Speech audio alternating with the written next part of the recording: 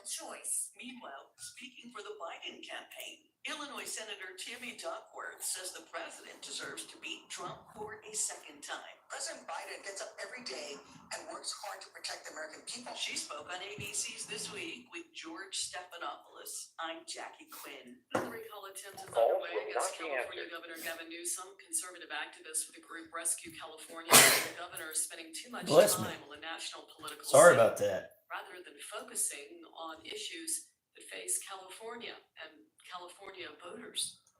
This news.com. I'm pretty handy around the house, but now that I have kids, I don't want to spend my Saturday installing a toilet or fixing an air conditioner. But thankfully, there's Home Advisor. Home Advisor helps me find the best home pros in my area to handle any kind of project. You can read reviews of the pros, check their availability, even book appointments online. And what my wife loves most is that Home Advisor is completely free to use. Go to homeadvisor.com or download the free app to get started. Buying some pretzel sticks? Excuse me? This is your wake-up call from TracFone Wireless. Okay. What if you didn't eat all those pretzel sticks by the end of the month, so this store took them back? Good luck. That's how some wireless companies are with your data, but TracFone Wireless gives you unlimited carryover data with active service, so you keep what you pay for. Plans start at $20 a month. Wow, that's cool. Sir, are you bothering the customers? Yeah, hang on. This is your wake-up call, people. TracFone Wireless. Now you're in control. See terms and conditions at TracFone.com. Where can you be a star athlete and a math superstar? Where can you prepare for graduate school or your dream job and make friends for the journey? Where can you challenge your mind and inspire your soul? Okay. Experience a Let's hope that transforming we don't education freeze up at Ridge here. College, one of the South's most affordable. Because highly freezing ranked up is kind of irritating. Learn more at lagrange.edu.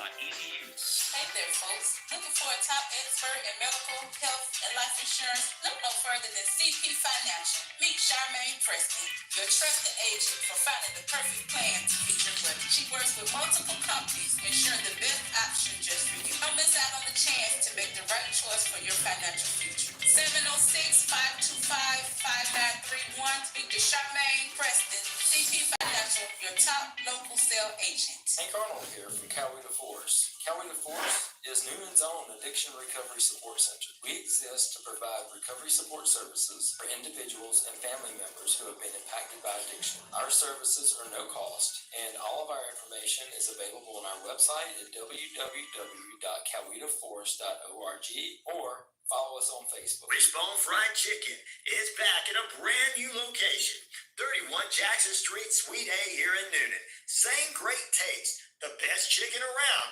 Fish dinners, open Monday through Saturday, 10:30 a.m. to 4 p.m.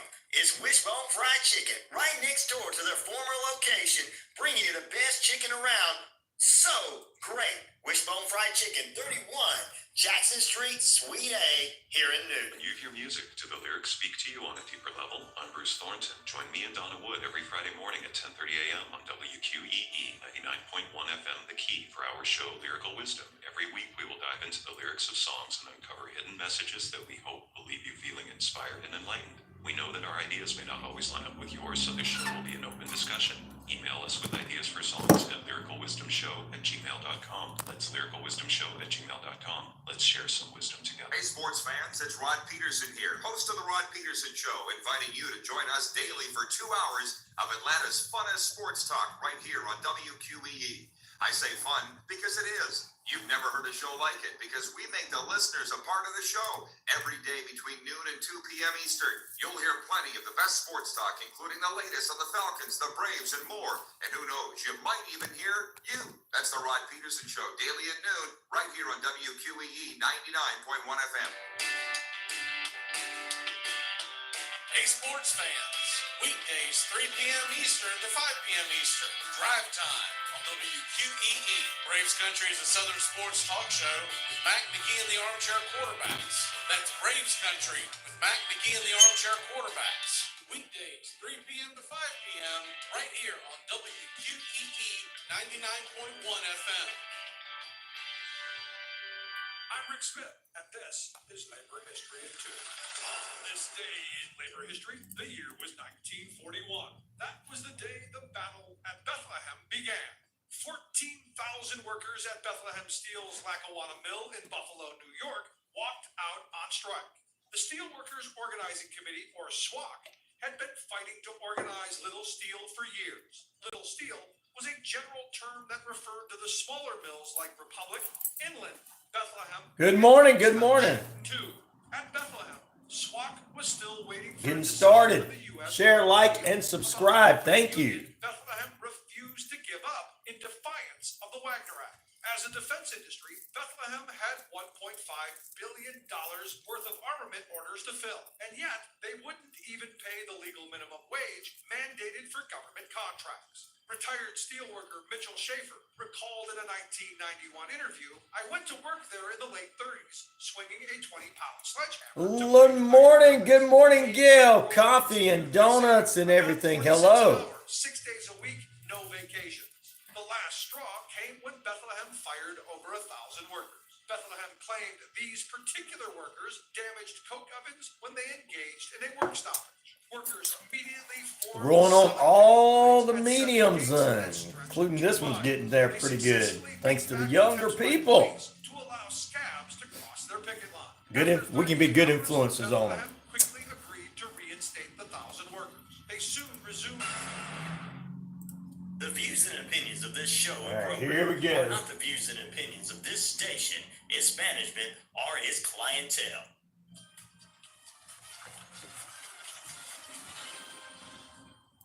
With solemn hearts, we say our goodbyes to a wrestling icon, Ole Anderson, who has left us at the age of 81. Ole Anderson. Ole's mark on professional wrestling is everlasting, notably as one of the pivotal figures in the creation of the legendary Four Horseman stable, alongside Ric Flair, Arn Anderson, Tully Blanchard, and J.J. Dillon.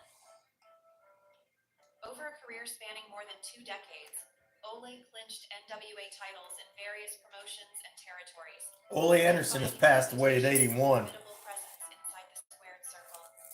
Not confined to his accomplishments as an in-ring performer, Ole played a crucial role behind the scenes, working as a booker for esteemed promotions like Georgia Championship Wrestling and Jim Crockett Promotions. His influence extended beyond the ropes, evident in his insightful book, Inside Out: How Corporate America Destroyed Professional Wrestling, published in 2003. Wow. Subscribe and turn on notifications and stay on top of everything.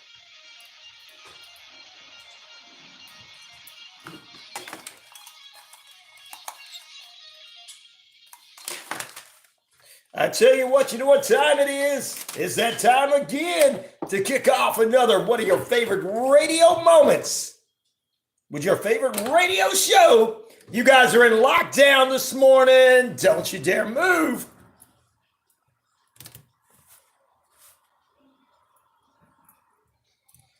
It's RyanORadio Penitentiary. I'm your host from those, one and only Ryan O'Neal, and of course,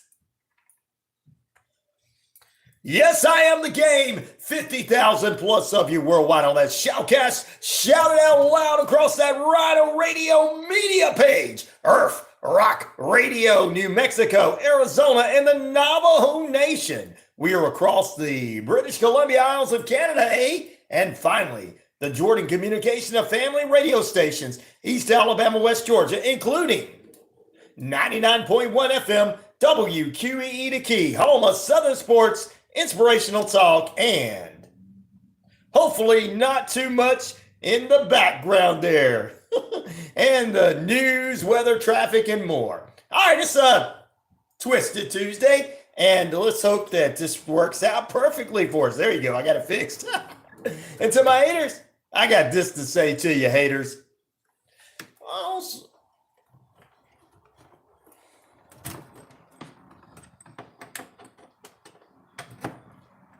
What is Bill Y holding keys to the throne? There you go. Come on down there. Let's get to pull this here.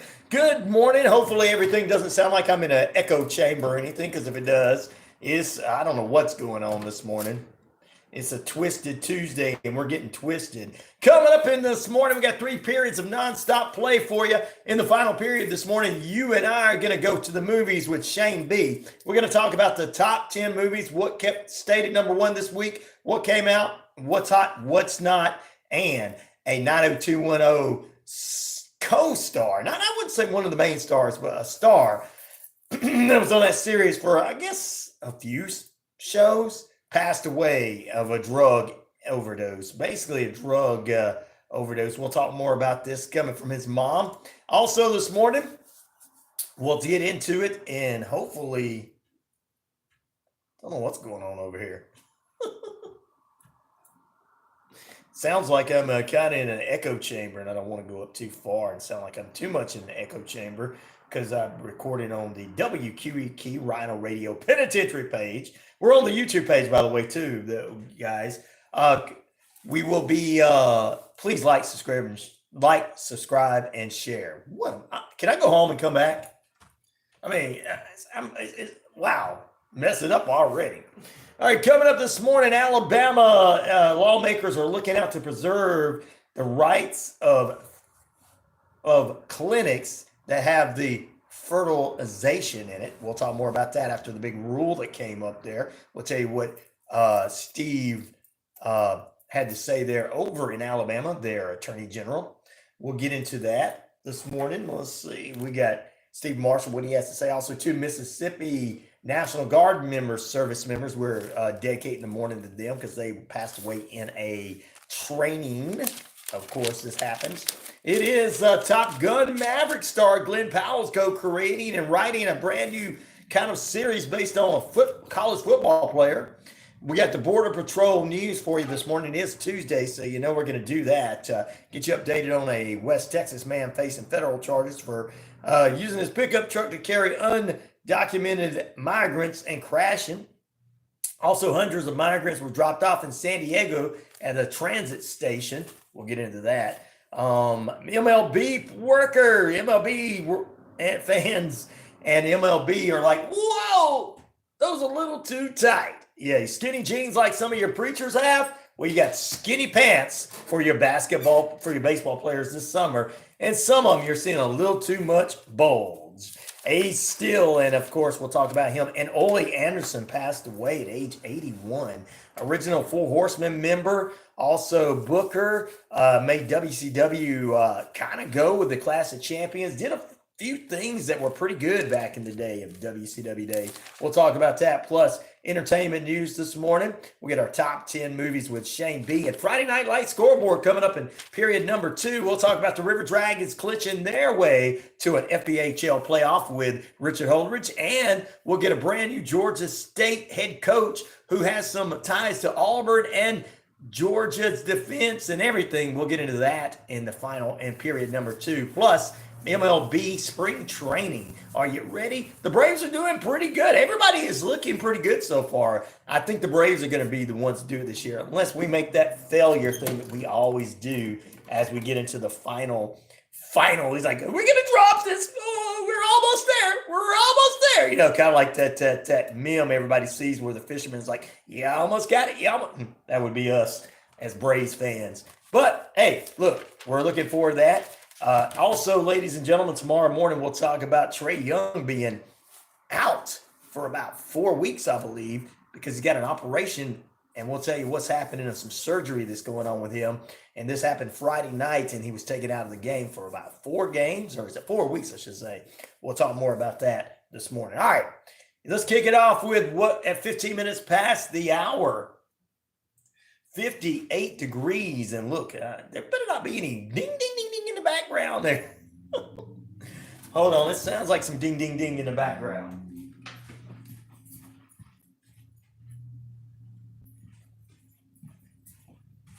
I need to get 1,500 people in here like everybody else does in the mornings. Still just me, you know what I mean? Yeah, I need some help. That's what I need. Somebody to be able to go do this, go over to do that. You know, when I point, they know what Ryan means. All right, anyway, let's take a look at that. It's 58 degrees here in the metro Atlanta area. Traffic time brought to you by Killingsworth Realty. Killingsworth Realty, their perfect home is in Atlanta and surrounding areas. I don't know what's going on with my thing this morning. Everything is set right. That's right.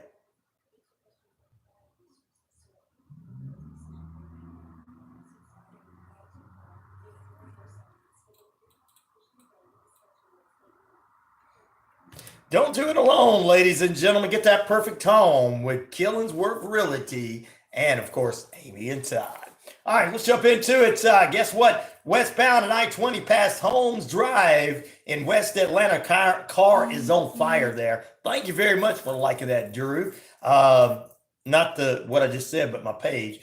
Car fire blocks multiple right lanes at I-20, right past exit 52. Use MLK Junior Drive or Highway 78. That's up till about 8 a.m. Eastern Standard Time. Also in Atlanta, injury I-75 southbound past Moores Mills Road, blocking 2 center lanes and causing delays. To Cobb County, there's a crash there in the left lane of I-285 northbound, Highway 29, exit 38. Dallas Highway and Bobby Cox Road in Cobb County, crash near there. Of course, right lane is blocked to 726. These last ones are 726 for another couple of minutes. Also, Highway 316, Lawrenceville crash clearing up as we speak, and all lanes are now open. Truck fire in Atlanta on past 17th Street, exit 251, now on the right shoulder. Lanes are open. Also, no traffic issues on Bullsboro, Lower Fayetteville Road, and Popular Road in Noonan. Downtown Jackson Street looking good in front of the station, heading towards LaGrange Street. Down eastbound and down, and I-85 southbound, we should say, going towards Hogansville and Grantville, looking good this morning. Nothing in LaGrange. New Franklin Road picking up, as well as Commerce Avenue heading into downtown LaGrange, taking the old West Point Road, the best route if you're going to head into West Point, because if you get off into the West Point area in the Valley exit, the best part is to get off at Kia Boulevard, which is going to take you just to the Kia plant. Get off in the West Point exit, you're going to take that right. Construction still going on in West Point. Take that left as Love's gas station and Hardy's restaurant back up there. Go on down. You have to go to exit 79 in Valley, because exit 77 in Lynette Valley is shut down for construction. That's what's going on with your traffic this morning. Traffic brought to you by Killingsworth Realty. Now about 20 minutes past the hour. Good morning, everybody. We've got a lot of news we're going to talk about this morning. Top news story, age 81. One of the greats, one of the 4 Horseman greats, Ole Anderson, who started off with the Anderson, Gene and Ole Anderson were in Minnesota as the Minnesota Wrecking Machine. The 2 guys later on divided up. They were really not brothers. They just became brothers because they looked similar.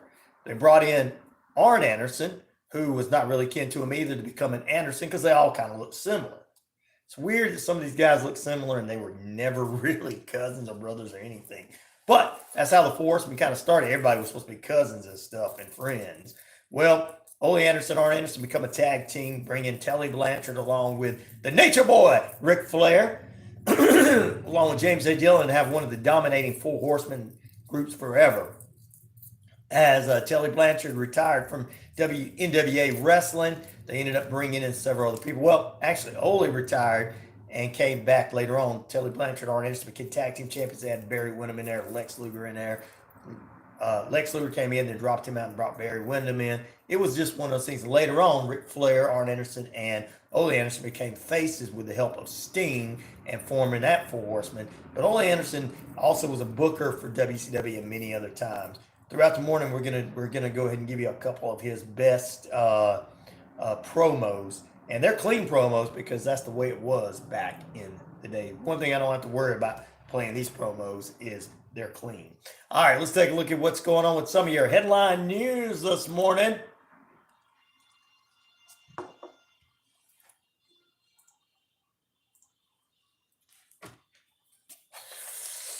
Headline news all over this morning. Port Charles in 90210. Actor David Gale, best known as Stewart, who dated Brenda in probably the college season before she headed into England, passed away of complications of drug intoxication, according to a statement from his mother, Mary Painter.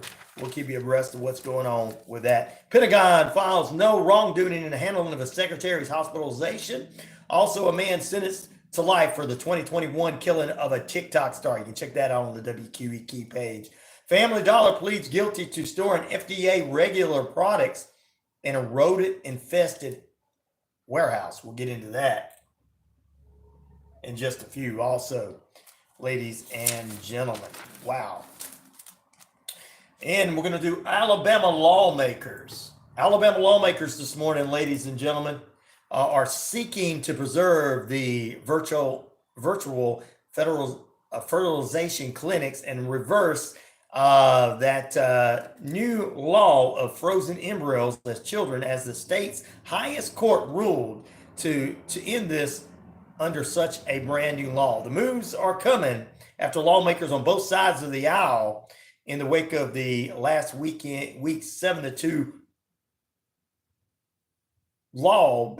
state law being made. Alabama Attorney General Steve Marshall on Friday said he did not intend on using this ruling to prosecute clinics in state of Alabama, but they still will be having to look out for someone trying to sue them in a civil lawsuits and everything. Wow. What, this is becoming a thing. The embryos are children. Now, some people feel different. There's different opinions, but this is becoming a rule into law. At least Steve Marshall's not going to charge these fertilization clinics. And of course, they save these embryos for people to have babies later on, for those who can't have kids and stuff like that. That's basically what it is. John from down there in the trailer park goes and donates every single week because he needs a little extra paycheck, since he's been spending it at the local VFW, getting drunk and then blaming everybody else for him not being able to have enough money. The eggs are too expensive, but let me go make a little extra money and drop a load off over here at the fertilization clinic. But anyway, this law now. Lawmakers on both sides, Democrats and Republicans, are like, this is a little too much. Is this going to cost people their jobs? They're going to go to jail. And Steve Marshall says, no. We're not going to charge you anything just because of the new law. But you may be on the lookout for something that might happen if somebody wants to sue you in a civil lawsuit from the state or federal, or from the federal perspective. Alabama Attorney General Steve Marshall said in an explosive device outside of the Montgomery office over the weekend he was taking care of. Marshall said in a statement Monday that the explosion occurred Saturday. See, some people don't like him because he goes after, I hate to tell you this, guys, he goes after people that are running these little small towns doing wrong. He put the mayor of Lynette in jail for, using his authority and having the city pay for him and his family to be able to ride around. Well, him and his whatever. Anyway, side pieces or whatever, to have things. So some people just don't like him. You got them good old boys like, that boy right there ain't one of us, man. He say he's Republican, but he ain't one of us, boy, because he won't let us go out here and just kill whoever we want to kill and do whatever we wants to do. And thankfully, he said no staff or personnel were injured by the explosion, according to the Republican Attorney General. Little information about the explosion has been released, but Marshall said it is being investigated by the Alabama Enforcement Agency. We are urging anyone with information to contact them immediately. The Alabama Enforcement Agency told The Guardian in a statement that it had been notified of the explosion on Monday morning. It was determined that this suspicious package was an explosive device that was deterred in the early morning hours of Saturday, and the agency said. Though the motivation behind the explosion remains unclear, it's unusual, I should say, as the state has become embroiled in its controversy in the highest court last week of the ruling of the frozen embryos we just talked about as children under the state's Wrongful Death of Minor Act. That's right. The decision has raised worries about the future of the fertilization in the state and nationwide. Also, Marshall said on Friday he would not seek to use the decision to prosecute those who receive the treatments or providers of such care. We already just told you that. Amy Priest, the Alabama Attorney General's office spokesperson, warned Monday in the statement not to jump to conclusions considering the explosive device. Please don't say it's the left and the right. Please don't get all mentally retarded on us, basically. Okay? Please don't sit there and say, I told you, Neal, I'm going to go to war with somebody, boy. I'm so stupid. I got my 9th grade education. They just don't want that fertilization. We'll do it the good old-fashioned way. I'll go over there and take my stepdaughter into the barn. That's the old-fashioned way. You know what I'm saying? Take care of it. I don't know and they're trying to figure stuff out. But you got a lot of crazies on the way left and the way right. Sorry, you got to understand this. When people think that lizard people are real on the right and people on the left think, well, you can just transform them into a parrot, there is something wrong with these people, guys. There's mentally something wrong with all these people. We have, as independents or regular folks out there that vote one side or the other, have to start stepping up and saying, hey, just because I don't like so-and-so on the other side, I'm not going to defend the uneducated views of this person over here. You know what I'm saying? Don't defend somebody just because, okay, they're going to vote for who I want to vote for, so I'm going to let them be a crazy nut believing that lizard people are real, or I'm going to let them think parakeets can transform into a parakeet. No, right and left. If you are a Republican or Democrat voter and there's people in your party that are doing these crazy thoughts and things and saying things about going to war and fighting, you need to nip it in the bud. As Barney Fife used to say, nip it in the bud. You need to nip it in the bud and say, no, man, no, you're making us look crazy. No. You know, there's only one radio show host out there that looks upon both sides and says not everybody is that way and doesn't make a living off of making fun of everybody. Well, I do make fun of, uneducated, racist people, but that's a different thing. But, as far as like voting, I don't make fun of anybody on either side because that's not what you do. That's not how it was back in the day. So, my point is, if you're sitting in the house with somebody and everybody says, "Go, I sure do like so and so," and all of a sudden say, "You know what? The government's gonna come get my guns because they're a bunch of lizard people eating flies on a pizza." You better go, "Whoa! What the hell is wrong with you? You need to go take your medicine. Stop drinking our moonshine or stop wasting our moonshine. Not drinking it. Stop wasting our moonshine and get the hell out of here." Or somebody's like sitting there at your table having your tea or coffee and you go, "You know what? I want to be a parakeet." You're like, wait a minute. What the hell you say? You guys got to start putting, as Barney Fife would say, nipping stuff in the bud so that people to do things. And I like how the Attorney General's office says, don't jump to conclusions. Don't add it that what's happened with the state and the new law is that's what had anything to do with it, because Steve Marshall has made a lot of people angry in that state, whether they're on the right or the left side, because he put people in jail that were getting away with just doing illegal things for years. Like I said, the mayor of Lynette, Alabama, dude was letting family members and friends drive around in the vehicles there. He was taking money out of the city that people were paying high utility bills for. He was using that to go on vacation and stuff like that. Now, come on. Doesn't matter if he's Republican or Democrat. And a lot of people get angry because the good old boy system in some of these teeny tiny towns, like, well, we're so small, we're undetectable, we don't want to. Well, he's been doing that across the state, investigating in these counties, going after people that are doing illegal things, running things, doing wrong. So, of course, somebody might have got mad and said, "Oh, I done put my cousin Leroy in jail, so I can't get away with doing anything anymore. I used to get away with doing everything. Now he can't be in charge anymore, so now I can't get away with anything. So I'm going to send him a bomb."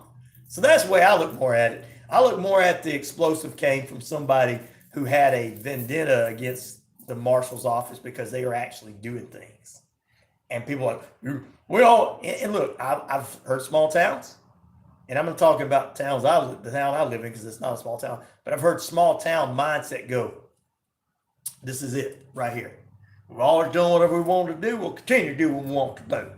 That's the small town mindset. And that's the people that start screaming out cancel culture when they get in trouble for being hateful and racist and derogatory and sexist and all this kind of stuff. When they're all this, then they get mad and say you're taking their freedom of speech away, and the rest of us like, what about so-and-so saying they don't like so-and-so, or so-and-so don't like, oh, I don't want to hear that. I want to make fun of them on the internet. No. We I just don't get it. I don't care that grandpa used to get away with doing that. I don't care that great grandpa got away with doing that. I don't care. You got to change your mindset. It's not changing society when these people are getting in trouble. So yeah, Steve Marshall has made a lot of people mad by stepping in and investigating into things that people don't want them investigating in. Small town crime. Some of the stuff that we talk about with Elizabeth Sarles. Elizabeth Sarles, who joins us on the second Thursday of each month. She'll be back again next month.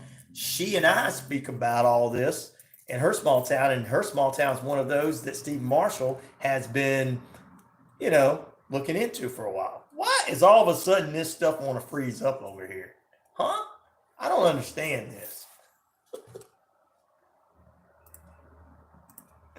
Jesus Christ, WOW, why don't you get your crap together? I'm getting tired of WOW Internet sucking so bad. I really am. People that spend the money on that, man, we're wasting our money. Let's just shut them down. If you can't offer high-speed internet to office buildings and people that are working and it freezes up every day, you just don't know what the hell you're doing. I'm sorry. The AT&T updates their stuff, messes up last week, and everybody goes, this is the end of the times. They're trying to stop us from being able to communicate. No, they're just updating stuff that's in the SEC rules. But the minute WOW messes up every time, it's all right. It's fine. I got a buddy who works there, so I want him to have a job. Why? Because they got a 6th grade education? I don't know. What? Explain to me. Why we take up for some and go crazy with others. I don't understand that. We'll be back here in a moment. Israel at war. This thing better damn work when I come back. If it don't, I'm going to be mad, cussing it out and throwing it out the window. Actually, it's not the computer. It's the damn internet. Wow, internet sucks. And if you're listening to a corporate radio station telling you how great they are, they're lying to you. But they play good music, Christian music. They're still lying to you. Back in a moment.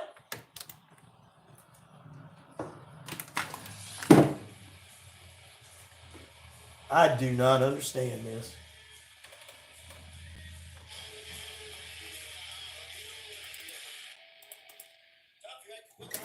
Sorry, guys, I don't understand. This thing is freezing up and it's not supposed to. It's not supposed to buffer like this every day. The internet is clean. I keep everything clean on it. It's WOW internet. It's flashing on and off. It's causing all kind of stuff to happen to me this morning. It's not any gremlins or anything. It's just the WOW internet. And I don't care if some of y'all got friends that work there. They probably need to go find them another job. But they get that insurance. We can get insurance through the government. Go find them a better job. Because they're not, obviously somebody's not doing their job. Look, it says I got to end the process. That's going to take 30 minutes to bring it back up. It's irritating, guys. Good thing this YouTube's on a different one.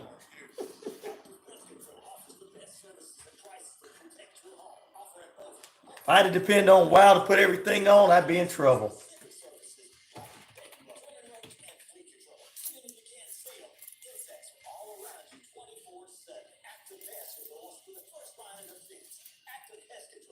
Oh no. I hope this ain't messing up my recording on my Spreaker page. Thanks to the morons at WOW. Oh, I just made WOW mad. They're not spending money with me.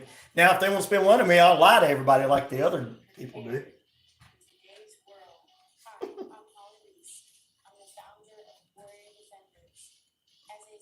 It just completely disappeared.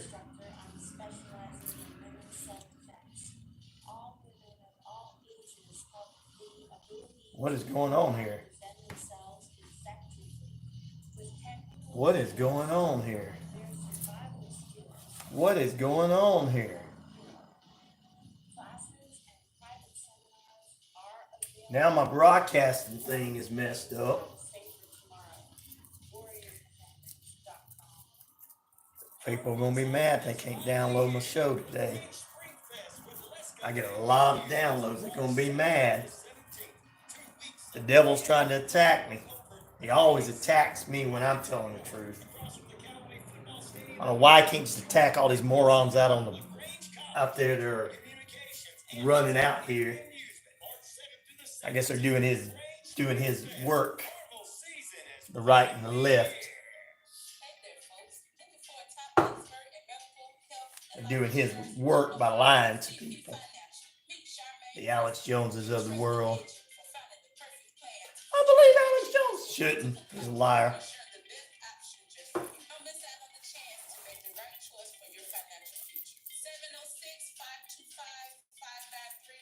I'm not gonna be able to play too much for you guys. I had it all set up. Sorry. It's primary day in Michigan, though. Get out there if you're in Michigan and vote for your candidate. No, I'm not gonna tell you who to vote for. I don't do that.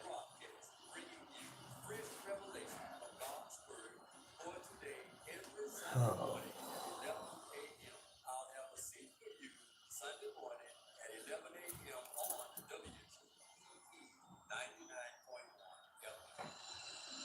Oh, it's time to come back already. All right, I don't know what's going on here this morning. I really don't. I apologize to you guys. The WOW internet sucks. You're Saved by the Bell, but the WOW internet still sucks. Pay me and I'll lie for you guys. Pay me and I'll lie for you. That's what I told somebody we got on here. Like, what about the guy that did the Pfizer commercials? Well, pay and I'll do whatever you tell me to do too. Yeah. But I would never sell out for money. Yes, you would. What's all this voting on both sides do? It's selling out for money. It's not selling out for yourself, is it? Yeah, I'll lie to you about WOW and tell you how great it is. And the internet is just acting up all morning, causing me all kind of stuff. It's a Tuesday morning. It's twisted and it's pissing me off. I'm sorry about that, guys. But it really is. When you're trying to do 500 things at one time and your dadgum internet wants to act up, and it's your internet, because my YouTube's on a different feed, on my personal feed, which is actually working. Cheap internet actually works better than more expensive internet. Make that make sense to me. Tell me if I'm telling lies. Cheap internet on my phone actually is working better. No flashes, no nothing, no anything compared to expensive internet that the company has. Come on. Knocking off some of my feeds. Tell me if I'm telling lies. Can't because I'm telling the truth, as always. All right, let's jump into it. Let's see, take a look at what's going on here this morning. Israel at war. A couple of newsworthy notes as we 20 minutes away from the top of the hour, holding at 59 degrees now. You are tuned in to RyanORadio Penitentiary.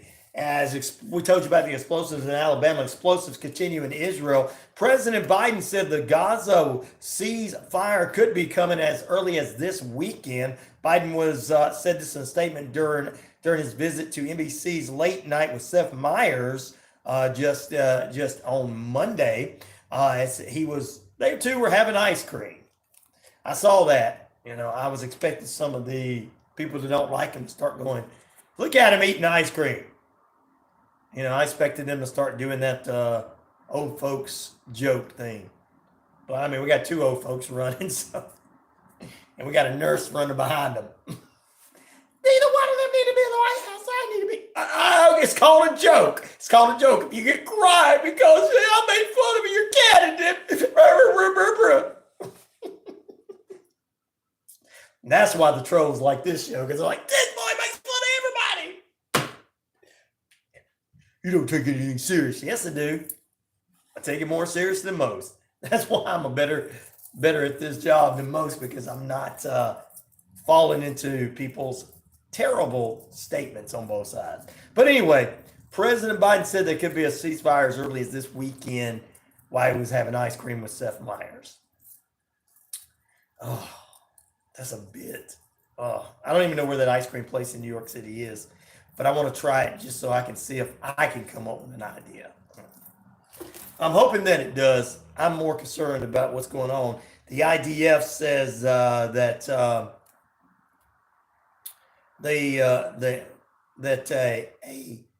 a soldier, his name is Daniel, 19, was killed October 7th, and his body was taken to Gaza, and no word on whether he has been returned or not. And of course, the north area was bombarded by rockets after two Iran-backed terrorist groups backing Hamas said that death and destruction to the Israel state has been what they're looking towards to do, and as they continue to move forward in the strike. We're hoping as early as this weekend a ceasefire will be put in effect and the war will be over. I mean, ceasefire could go in effect as early as the end of this weekend. Does that mean it could be the end of the, could it come to the end? Could everything come to an end? Ceasefire could come to an end by the end of the weekend and it goes back to fighting. Yes, what can happen? They're wanting the war to stop. It's coming to an end. This is coming to an end. That's coming to an end. I didn't even know they had a ceasefire going on. Everything we've been talking about, they've been fighting anyway in different parts of the area. So if there's supposed to be some kind of ceasefire going on, none of us knew about it. And the people in the middle of it don't know about it. So I don't know where all this information is coming, intelligent information, that there's a ceasefire. I have not seen it. Have you? I've got listeners from around the world. It's like, hey, it's still going on as we speak, every day. Talks of a Gaza truce, hostages deal could resume. War cabinets reportedly saying that they're trying to get this done in discussion, limited discussion to the aspects of a deal, and our negotiations await Hamas's response to the framework of what they can do, because they spoke in Paris. Egyptian state-like media said this: many tales of hostages released, and Gaza continues to fight and resume in Dubai. Wow. The war continues to go. I'm so tired of people ignoring the seriousness of President Biden's dementia and issues. Dr. Jill Biden should want to sit Biden out and just enjoy his grandkids. I do too. I think all these old folks, I think both folks on both sides should be shut down. I think voting for men that are in their 70s, I agree with you, they should both sit down. And I know, like, well, I don't like so-and-so, and I don't like so-and-so, but we need somebody in their 40s and 50s, whether it's a woman, a man, or whatever, Democrat, Republican, whatever. I don't care, because the Democrats push bills to help out some of the poor. I don't care about helping some of the poor. The Republicans are about saving kids' lives, like they did in Alabama. So that's why, as an independent, I look at, okay, over here I'm for this, and over here I'm for this fertilization and all this stuff. What's going on? Steve Marshall's a pretty good guy. I know him. He's a Republican. Also friends with Congressman Drew Ferguson, who's a Republican. I do know some Democrats, not personally, but I know some of the stuff that they do. But I think, like you said, it doesn't look good to me when the president's eating ice cream. And I'm not saying that he doesn't know what he's talking about, but I'm saying that it doesn't look good when you're at that age. And I'm not trying to put anybody down, but to me, when you got an 80-year-old and a 78-year-old running for president, and in the past, I don't know we've ever had anybody that old run. I mean, they retired at that age from being president, but I don't remember that many people running against one another. And I agree, he needs to go enjoy his life with his grandkids, or great-grandkids. Actually, his grandkids, he'll do a better job of helping them out, because, his son's in trouble. So. But honestly, between the two men, I'm getting sick of the media's hype on all their grown kids. Yeah, they're grown kids. Yeah, they make mistakes. Yeah, but I don't care. I don't care to hear about Hunter Biden and Don Jr., to be honest with you. I'm going to be honest with you. I'm tired of hearing about that. I'm tired of the media bringing these people up that have nothing to do. Yeah, they might be supporting their parents, their fathers, and everything. That's what normal families do. It's weird. It's weird. It's weird. Children of the Corn. That's it. It's weird to me that people out there find it unusual that these grown kids support their parents in doing something. It's weird. I know that most of us have families who are like, I don't give a damn, put my parents in the old folks' home. Put them out the pasture and shoot them. Anyway, I don't know. But anyway, I agree with you on that. The Children of the Corn, most of them are the Children of the Corn. And what do you think? I got the Children of the Corn. But I hear somebody trying to call the grandbabies the Children of the Corn. They're not the Children of the Corn. The grandbabies are the perfect ones. Andrew Pilatus, good morning. All right, let's jump into it. We're going to take a break. But I agree with you. We need to do something about this. It's sickening. We got to pray for these people. Hopefully they get to feeling better. I think, honestly, I wish a one young lady on the Republican side would win it and go on, because we need some younger blood in the White House, even if it's 50-year-old blood. It's still millennials, Gen Z. I understand they're still old people, but isn't it better than the ones that's losing their minds? Think about it. Back in a moment.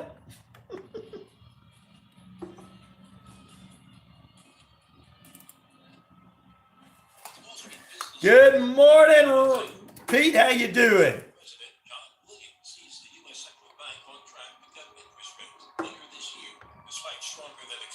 Thank goodness I got.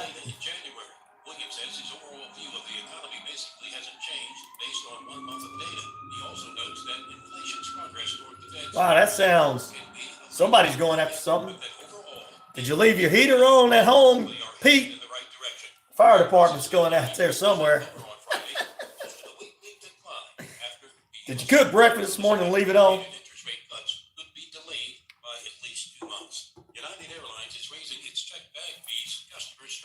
Wow, an explosive device outside the Alabama AG's office, Steve Marshall.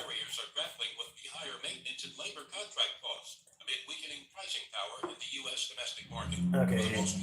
I dislike. Nope. Okay, you turned it off. Okay, good. Shouldn't have had the heat on anyway because it was warm last night. I did. First day, I didn't even have to bring my jacket. And I get up earlier than most of them. Well, except for in Tennessee, they're an hour behind, so somebody's probably up earlier than me. Pete Davis says, bowl of cereal. Okay, so you didn't make no eggs and toast or anything this morning. Good. Well, it's not your home, it's somebody else's home. Probably somebody making breakfast. Grandma, you don't have to make me breakfast before I go to school. Yes, I do. They won't feed you at noon. Grandma, they do. We have breakfast. No, they're not going to feed you these greasy eggs, this toast that's old, these grits that I mixed up. They're not going to feed you this stuff. No, Grandma, they're going to feed us something good. Nutritious. I grew up with grease all in my eggs. Come on. How many of you grew up with a grandma that cooked eggs and you looked at him like, is this supposed to be an egg and it's black? She always put it in the grease of the sausage or bacon. Gail? Come on, Gail. Gail's coming off. She knows I can't do that. Grandma did this.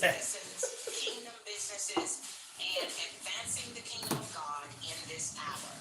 Join us each Tuesday at 10 o'clock a.m. with guests who are sharing their faith, business, and ministry. This is Dave Scott, host of Space. Seth Meyers looked like he was taking his grandpa out for an ice cream. Come on, Grandpa, let's go get ice cream. I'm picking, don't get mad by these supporters. I pick on everybody. Jesus Christ. Like, I don't want to hear that, Ryan. That might hurt somebody's feelings. Time for the WQEE 90.1 FM Community Calendar. The 13th Annual Sportsman's Raffle set for Saturday, July 27th from noon to 5 p.m. will be $20 tickets. 110 chances for you to win grand prizes, $1,000 in cash, or even the big one, the GMC Sierra truck, presented by the Shriners Club. Tickets. All right, folks, turn it up. Aces Circle in Noonan. Sargent's Baptist Church. They've got the big car show set for April 6th. Rain date is May 4th. Pre-registration is $20.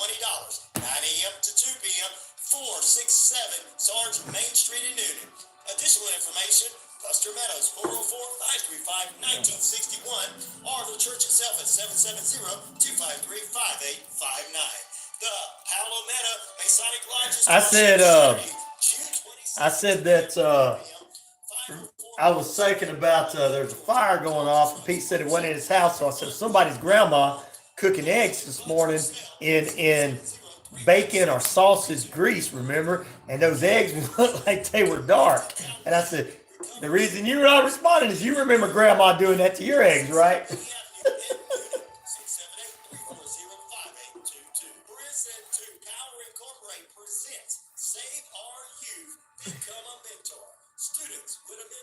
It's all right. I made the bacon and the sausage first, and then I added the eggs. www.prisontopower.org. And Noonan City Church, 17 First Avenue, here in the metro Atlanta area of Noonan, asking you to join us for one of our fourth services, Sunday morning, 8 a.m. inside services. Now in one FM community calendar. All right, here we go. Welcome back, ladies and gentlemen, messing with my viewers on the YouTube. Like, subscribe, and share. Good morning, good evening, good afternoon. This morning, Ole Anderson passed away at age 81 yesterday, one of the greats. Good morning to the Zoo crew, and good morning from Gail and the Zoo crew to you, Sue, Sweetleaf, and whole gang. I do remember, laugh out loud. She says, I do remember Grandma making those eggs into the baking or sausage grease. You guys remember this? We were talking about this on the break. We'll talk about that in a moment. Also, good morning to the Navajo Nation from Pete over in Noonan as well. Sweetleaf says, good morning, Gail. Sue says, good morning, Gail. Tim says, good morning, Gail. Bob says, good morning, Gail. Rodney K says, what's up, Gail and Pete? Sweetleaf says, and everybody says, hello to you too, Pete. Now they're responding. All right. Yeah. We had it sounded like a fire truck was going off in the background there, and I said, "Hey, Pete, did you leave your stove on at home?" Or somebody said he had a bowl of cereal, so didn't leave his heat on or his stove on. I said, "It must be somebody's grandma trying to send him to school this morning." And they're like, "No, Grandma, we got healthy food at school." No, you're gonna eat these eggs that I just fried and bacon grease and sausage grease. And I said, remember that, Gail? Gail said, yeah, we all remember that. Remember Grandma did that? It's not bad for you. And then she'd take the grease and put it in a old milk cart. Save that grease and cook with it later. You had fried chicken with that. You had pork chops with that. You had bacon with that. You had sausage with that. You had your eggs cooking.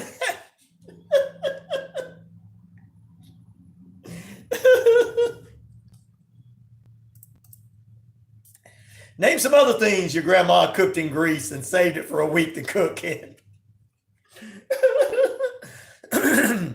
She'd be like, look. I got biscuits in the oven. I'm making the bacon first. Then you get it and the bacon wasn't as crispy as it should have been, or if it was real greasy. And the reason it was being real greasy, they set it and put it in the napkins and let it grease out there while they cooked your eggs. Yeah, these eggs don't look good. Eat your eggs. They're okay, I like mine runny. Runny? You just eat them the way I got them.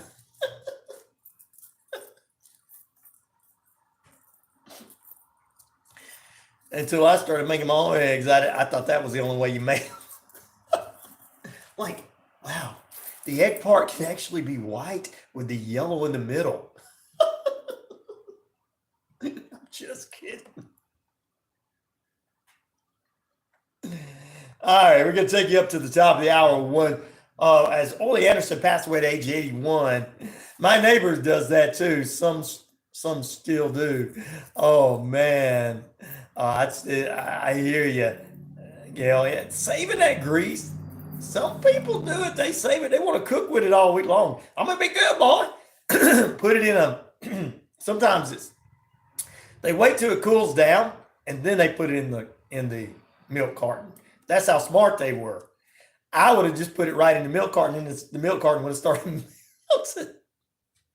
I would have known what about. You put this in. No, you don't put it in there. You let it cool off for about an hour. Then you go back in the kitchen, you pour it in the milk carton, and you say, you see how I got almost a gallon of grease?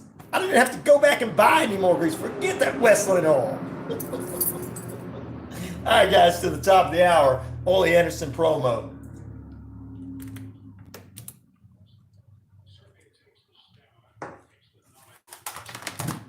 Takes ability, takes a lot of guts or intestinal fortitude. But I think something that Ole Anderson has, a lot of other people don't have, is the patience, the ability to wait. Patience and planning always pay off. Anybody that doubts that statement only has to think back a little bit to the wait. I'll ask him when I get back on there. A long time and a lot of planning went into it. And now I've made a list of individuals that I intend to get. At a point in my career when I have nothing to lose and everything to gain, those people who have attempted to humiliate me or maybe embarrass me, maybe even beat me, those are the people that are on the list. The list. People that I made public. The list. Once, the big cowboy from Oklahoma. The man that I used to see out of the corner of my eye. I'd hear him coming down. I'm glad it's not raining either, but it's going to be raining later this week, so at least you can get the day in and it feels good outside. You don't run down the aisle so good anymore. You're hurt. You've been around maybe just a little bit too long, and I intend to shorten it. Watts, get ready. Start to worry. Start to sweat, because I'm coming for you.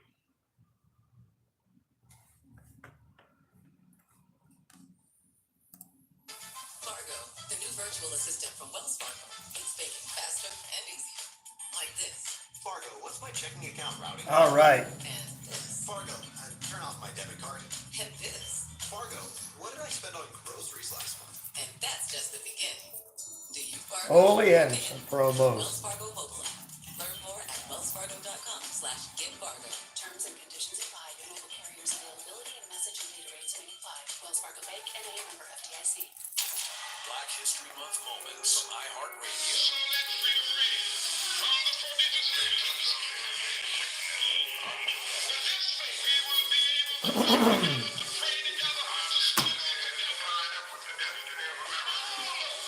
At least the sun won't be coming through your window today. I know, right?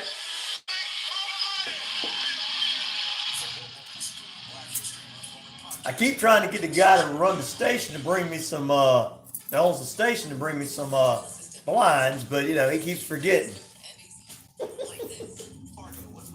I guess as long as I'm just doing well, let's don't push for everything. Hey, I want everything. That's just the beginning.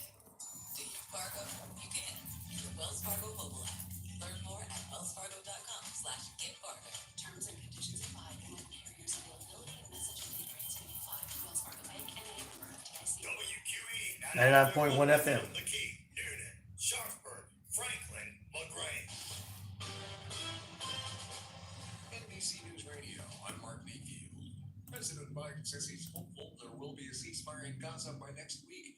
Speaking to reporters yesterday. I do not. Well, actually, I do. You could put some there. Well, no, I don't. Because the original guy that owns, the guy that owns the building should put them back up, but he didn't. We had blinds, but when they put the new windows in a couple of years ago, they didn't put the blinds back up. Which I'm all right with the new windows because I can actually open them up. Not that I need to open them up, but I can actually open them up if I want to, you know, and jump out the window from the top floor. No, I'm just kidding. I wouldn't do that. primarily targeted in a winter dose. I better not say that either, because that might make somebody get. Oh, what's going to happen? But now that I have kids, I don't want to spend my Saturday installing a toilet or So I have to get. I got set up here with blinds, and these no. So really don't need anyone in the back. So got to figure it out. I'm gonna talk to both of them pretty soon. Tell them, hey, I need to be able to blind out that sun. It's coming in on me. HomeAdvisor.com or download the free app to get started. Great location though. Never been in a radio station as this good location. Most of the time they're in a corner, in a box room, in a broom closet. Where nobody can see you. Put the radio personalities in the broom closet way away from everybody. They're not important. We want to see the important people when they come in the building. The salespeople, the management. Recovery Support Center. We exist to provide recovery support services for individuals and family members who have been impacted by addiction. Our services are no cost, and all of our information is available on our website at www.cowetaforce.org or follow us on Facebook. Wishbone Fried Chicken. Wishbone Fried Chicken. Location, 31 Jackson Street, Suite A here in Newton. Same great taste, the best chicken around. Fish dinners, open Monday through Saturday, 10:30 a.m. to 4 p.m.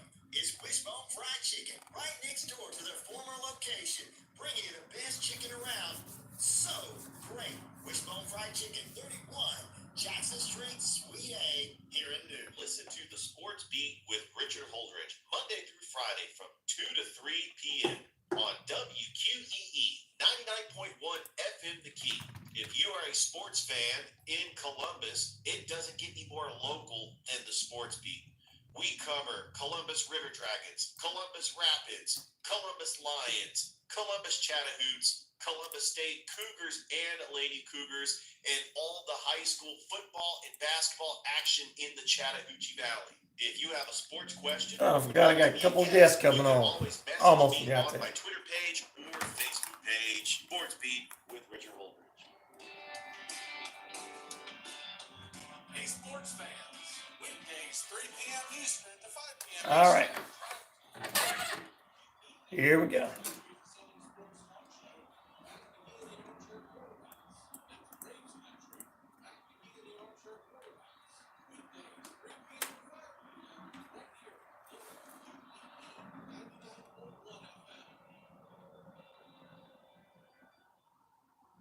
The views and opinions of this show or program are not the views and opinions of this station, its management, or its clientele.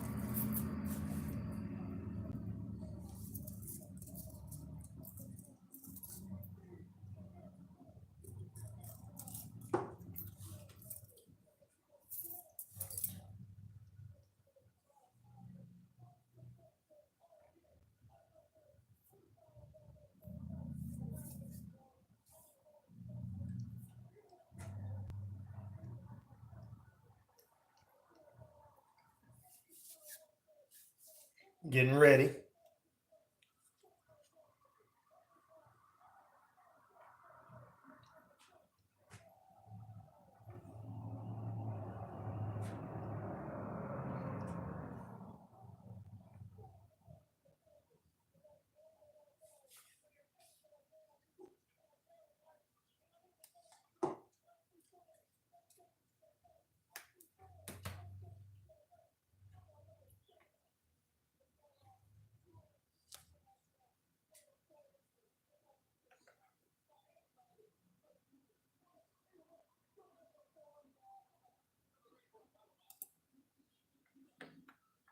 Well, there you go. A little bit of promos from Ole Anderson and Arn Anderson, the Minnesota Wrecking Crew. The late, great Ole Anderson passed away at age 81 as of yesterday. We'll keep you abreast of what's going on. More news and traffic and sports and more throughout the mornings.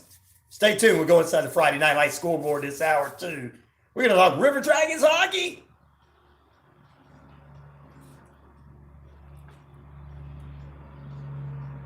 Who am I? Well, I'm RyanORadio Penitentiary host Ryan O'Neal, and of course,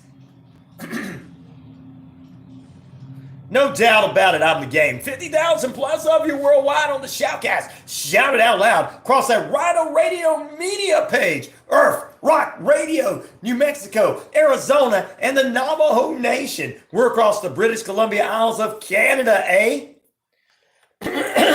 And finally, ladies and gentlemen, we're across the Jordan Communication and Family Radio stations, East Alabama, West Georgia, including right here at 99.1 FM, WQEE, the key home of Southern sports, inspirational talk, and news. We're news, inspirational talk, and Southern sports. We're bringing it all to you. The best talk around with the greatest RyanORadio Penitentiary show ever. You're in lockdown with the straight edge independent skeptic. If you're anywhere, I'm sending old red to get you if you're not here this morning. And to my haters, well, I got just one thing to say to you. Listen up, haters. I am the man around here. Good Lord Almighty. I got a little, sounded like Peter Brady there on that episode of Brady Bunch. When it's time for change, it's time for change. Sorry about that, guys. Oh, I got a question I'm going to ask the Navajo Nation here from Gail in just a few moments. Coming to this hour, we're going to Friday Night Lights Scoreboard with the one, the only, as Richard Holdridge. He and I are going to talk about the FBHL clinching for the River Dragons. They head into that, as well as we'll talk a little spring training baseball with the MLB. His thoughts so far before the season actually begins. And we're going to talk about a former Carver Columbus High School coach, Georgia defensive coach, Alabama, Auburn alumni, I should say, going to Georgia State. We'll get all that information. And he had a weekend of celebrating some of the biggest names in Georgia sports history as well. That's coming up in the next segment. At right now, at about 9 minutes past the hour, we're holding at 59 degrees under cloudy skies. Time and temperature brought to you by Active Pest Control, 34 Jefferson Street here in the metro Atlanta area of Newnan. All right, question for you, Sweet Leaf guys. Answer this, anybody. How do you guys cook your eggs? Sweet Leaf? Sweet Leaf says he likes to scramble his. Sue says she fries it, but not like the way Ryan was talking about. Come on, really? You don't put your bacon and your eggs in the one pan? Come on. And then pour the grease back into the old Westland bottle or milk carton? Bobby says he chases the chickens around and gets them and then puts them up, and he says he leaves his out on the table and then prepares them different ways. Tim says he likes omelets. Okay. So they eat the same, everybody eats the same thing. At least the sun's not out. Yeah, that's right. So how do you guys like them? You like them the way we do, like Grandma used to do? Fry some sausage and eggs up and put a bunch of sausage and eggs on a plate on top of one little napkin that's supposed to get the grease out, but it doesn't.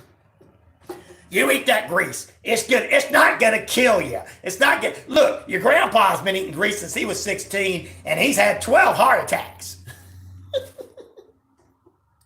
It's not the grease that's killing him. It's him drinking the moonshine out there, too. Probably true, a little bit of everything, but when Grandpa don't eat bananas, there's something wrong. He's like, Grandma, I don't want no more bananas. I got my banana moonshine and my eggs and bacon. Don't need anything else. These weak people today, they ain't nothing but weak today. They ain't nothing but cancer. They ain't nothing but weak. They won't even eat their eggs fried in grease. Grease. They act like grease is going to kill them.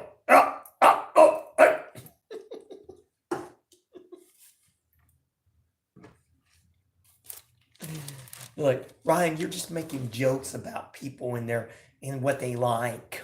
That's gonna hurt somebody's feelings. Yeah, I know, it hurts people's feelings, you know. The RyanORadio Penitentiary. There you go. That's the name of the show. Come on. Pete says it's making him hungry. He's wanting some greasy eggs. Nah, he just said it's making him hungry. And then think about it. When you had grandma make those greasy eggs and then you try to go to Hardee's or McDonald's and you're sitting there going, what is this on my biscuit? That's called an egg. Eat it, Junior. This is not the way grandma makes eggs. This thing is flattened over. It's yellow. I've never seen a yellow egg in my life. Sweetly says, you talking about my grandma? He said, I asked my grandma when we go to the restaurant, does it look like her eggs? And she said, just eat it. Pete says, I cook my own food. I'm not going to go out and forget all these people. Well, I bet your eggs look like eggs, Pete, where, grandma's eggs didn't look like eggs. And then when you go to McDonald's, you got to get that special once a week breakfast. This don't look the same. That's what you make at home, Grandma. Just shut up and eat it. Yeah, I'm never bringing you here again. Tomorrow morning, I'm making you breakfast. You complain about eating this and you complain about my breakfast. You know what? You'll just go hungry tomorrow. You'll just eat cold cereal with watered down milk because we didn't go get no milk, so I had to put a little water in it from the tap. You see how we had it hard, guys? And we wonder why the kids nowadays, we go, oh man, you're weak. No, we didn't. No, we were abused. And either we were abused or our parents, grandparents didn't have as much money as they pretended to have, okay? And it's like, you better not drink that milk up in a day. Milk costs 99 cents a gallon. Way too much. McDonald's fake food. You got that right. They sent it to him and all right, here. This looks like an egg. It's frozen. But you go back in the day, you think about it. You think about your parents. 15 minutes past the hour, by the way. Again, it's 58.9 degrees. Cloudy skies out there. Time and temperature brought to you by Active Pest Control, 34 Jefferson Street. Think about it. You guys put two and two together. Think about this. Start remembering the old days. You get Wesson oil and then it was reused from over and over because grandma or somebody's mom would put it back into it so they could fry more chicken. And out of all the particles of the chicken and everything. And then,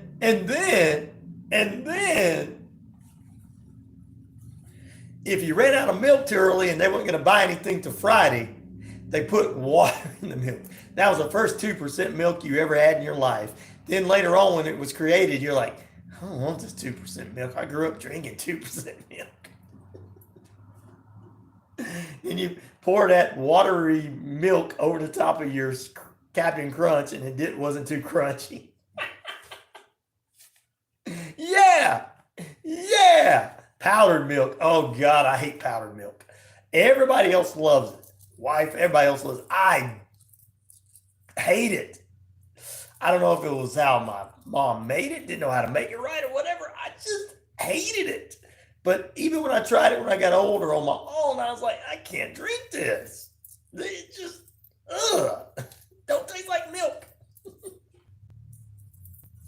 But yeah, you get that powdered milk up in the, all right, we're going to make some milk for your cereal. Mixing it up. Pour it over you, and you're like, oh, Lord. Watered down old milk cartons are powdered milk on your cereal. No. And look, there was very few sugary cereals because when you got cornflakes, you had to put your own sugar on. And I don't even eat sugar anymore because when I get Raisin Bran, I don't put sugar period on anymore as I'm old now. But back in the day, I had to have it. Man, oh man, think about it, ladies and gentlemen, think about it. I know this is a discussion like, why are we talking about this? But try to remind us of the old days of how we were and how our parents were all cheap. And no wonder they act the way they act about 2020 and go 2024 and go, gas prices are too high. Yeah, it was because they were 99 cents back in the day. Milk was 99 cents. You got all that stuff on Friday and that was it. And you had to go a week. Some people got 2 weeks worth of groceries. Some got 1 week's of groceries, but you had to last. Buddy, I remember seeing when they had deals at the store on canned drinks piled up all the way to the top of the refrigerator when I was young and teenager and everything. And it's like, that's going to have to last. It's like, we got 2 months worth of drinks here and it's got to last even longer than that. Oh, I was like, wow. Today, people just eat, drink everything up. So I got a little bit of that in me. I'm like, let's don't eat this up in a week. And then some parents that were like, just go and spend money like it's going out of style back in the day. People would just spend money today. Like, man, I can get more money. You don't get paid for 2 more weeks. Well, it doesn't matter. I'll figure something out. And they always do. Yeah. All right. Let's get to the news this morning. You guys thought that was the news. That is the news. All right, let's get to the news this morning. And then we'll do our daily devotion too. All right, Family Dollar. Good Lord, this is weird. Pleads guilty to storing FDA-regulated products in a rodent-infested area. Family Dollar stores have pleaded guilty to storing food, drugs, and medicine devices and cosmetics in a rodent-infested warehouse that ship products to hundreds of stores across 6 southeastern states. Oh, man. Part of the Dollar Tree Incorporated pleaded guilty Monday to 1 misdemeanor cause of FDA-regulated products to become alternated when being held under conditions that are not sanitary. Ooh. And a part of the plea deal, the company has agreed to a $41.675 million, which, as the Justice Department said, was a large criminal penalty handed over to one of the largest food safety cases around. Well, it's still cheap. Family Dollar, Dollar Tree, still cheap. $1.25. Heck, I'll just have to, wipe off the rodent stuff off of it and take it and put it in the oven. Can't go to Kroger. Sorry, man. Too expensive. Federal prosecutors said the FDA regulated products were being held at its distribution center in West Memphis, Arkansas, where it was going to be sent out. Listen to this. Thank goodness it's not Georgia. Whew. But some of you guys better listen up close. Alabama, 404 stores in Alabama, Arkansas, Louisiana, Missouri, Mississippi, and Tennessee all are affected by it. Woo! Georgia, we not, baby, Georgia. Woohoo! Our Dollar Trees and Family Dollars are safe. Don't go to the one in Alabama, Tennessee. I'm warning you there, Gail. You got to don't go by the Family Dollars. Get any of this stuff. In a plea deal, the Family Dollar stores admitted to knowing that there was a rodent infestation at its distribution center since August of 2020. Oh, Lord! And that by the end of the year, stores have been reported receiving rodents and rodent-damaged products. Now you see why some of the people, when you walk into Family Dollar, are cussing the people behind they're like, oh, I can't tell you that these are rodent-infested products because you won't buy with me and I got to have my job, and I'm cussing under my breath about it. The facility had some 1,270 rodents being exterminated, according to prosecutors. Family Dollar stores issued a recall on February 18th of 2020 of an FDA-approved product shipped to those facilities I spoke of on January 1st of 2021. Right around the time the pandemic was going on. Yeah. I know. Great place to shop, by the way, for those that like to spend less money. Now that, at least Dollar Tree's not there, so just go across the street to the Dollar Tree, you'll be fine. Family Dollar's store said Monday that of the money it has been ordered to pay $200,000 fine as well, while $41.475 million and has been forfeited that represented the value of the FDA regulated products that were being held as its distribution center. I want to know some of the products. Anyway. Well, the company said it's undergoing a business transformation, I should say, that includes safety precautions and everything. Now that Dollar Tree owns them, they're trying to make them more like them, affordable and clean. When I joined Dollar Tree's board of directors in March of 2022, I was very disappointed to learn about these unacceptable issues at one of the Family Dollar facilities, said the Dollar Tree chairman and CEO.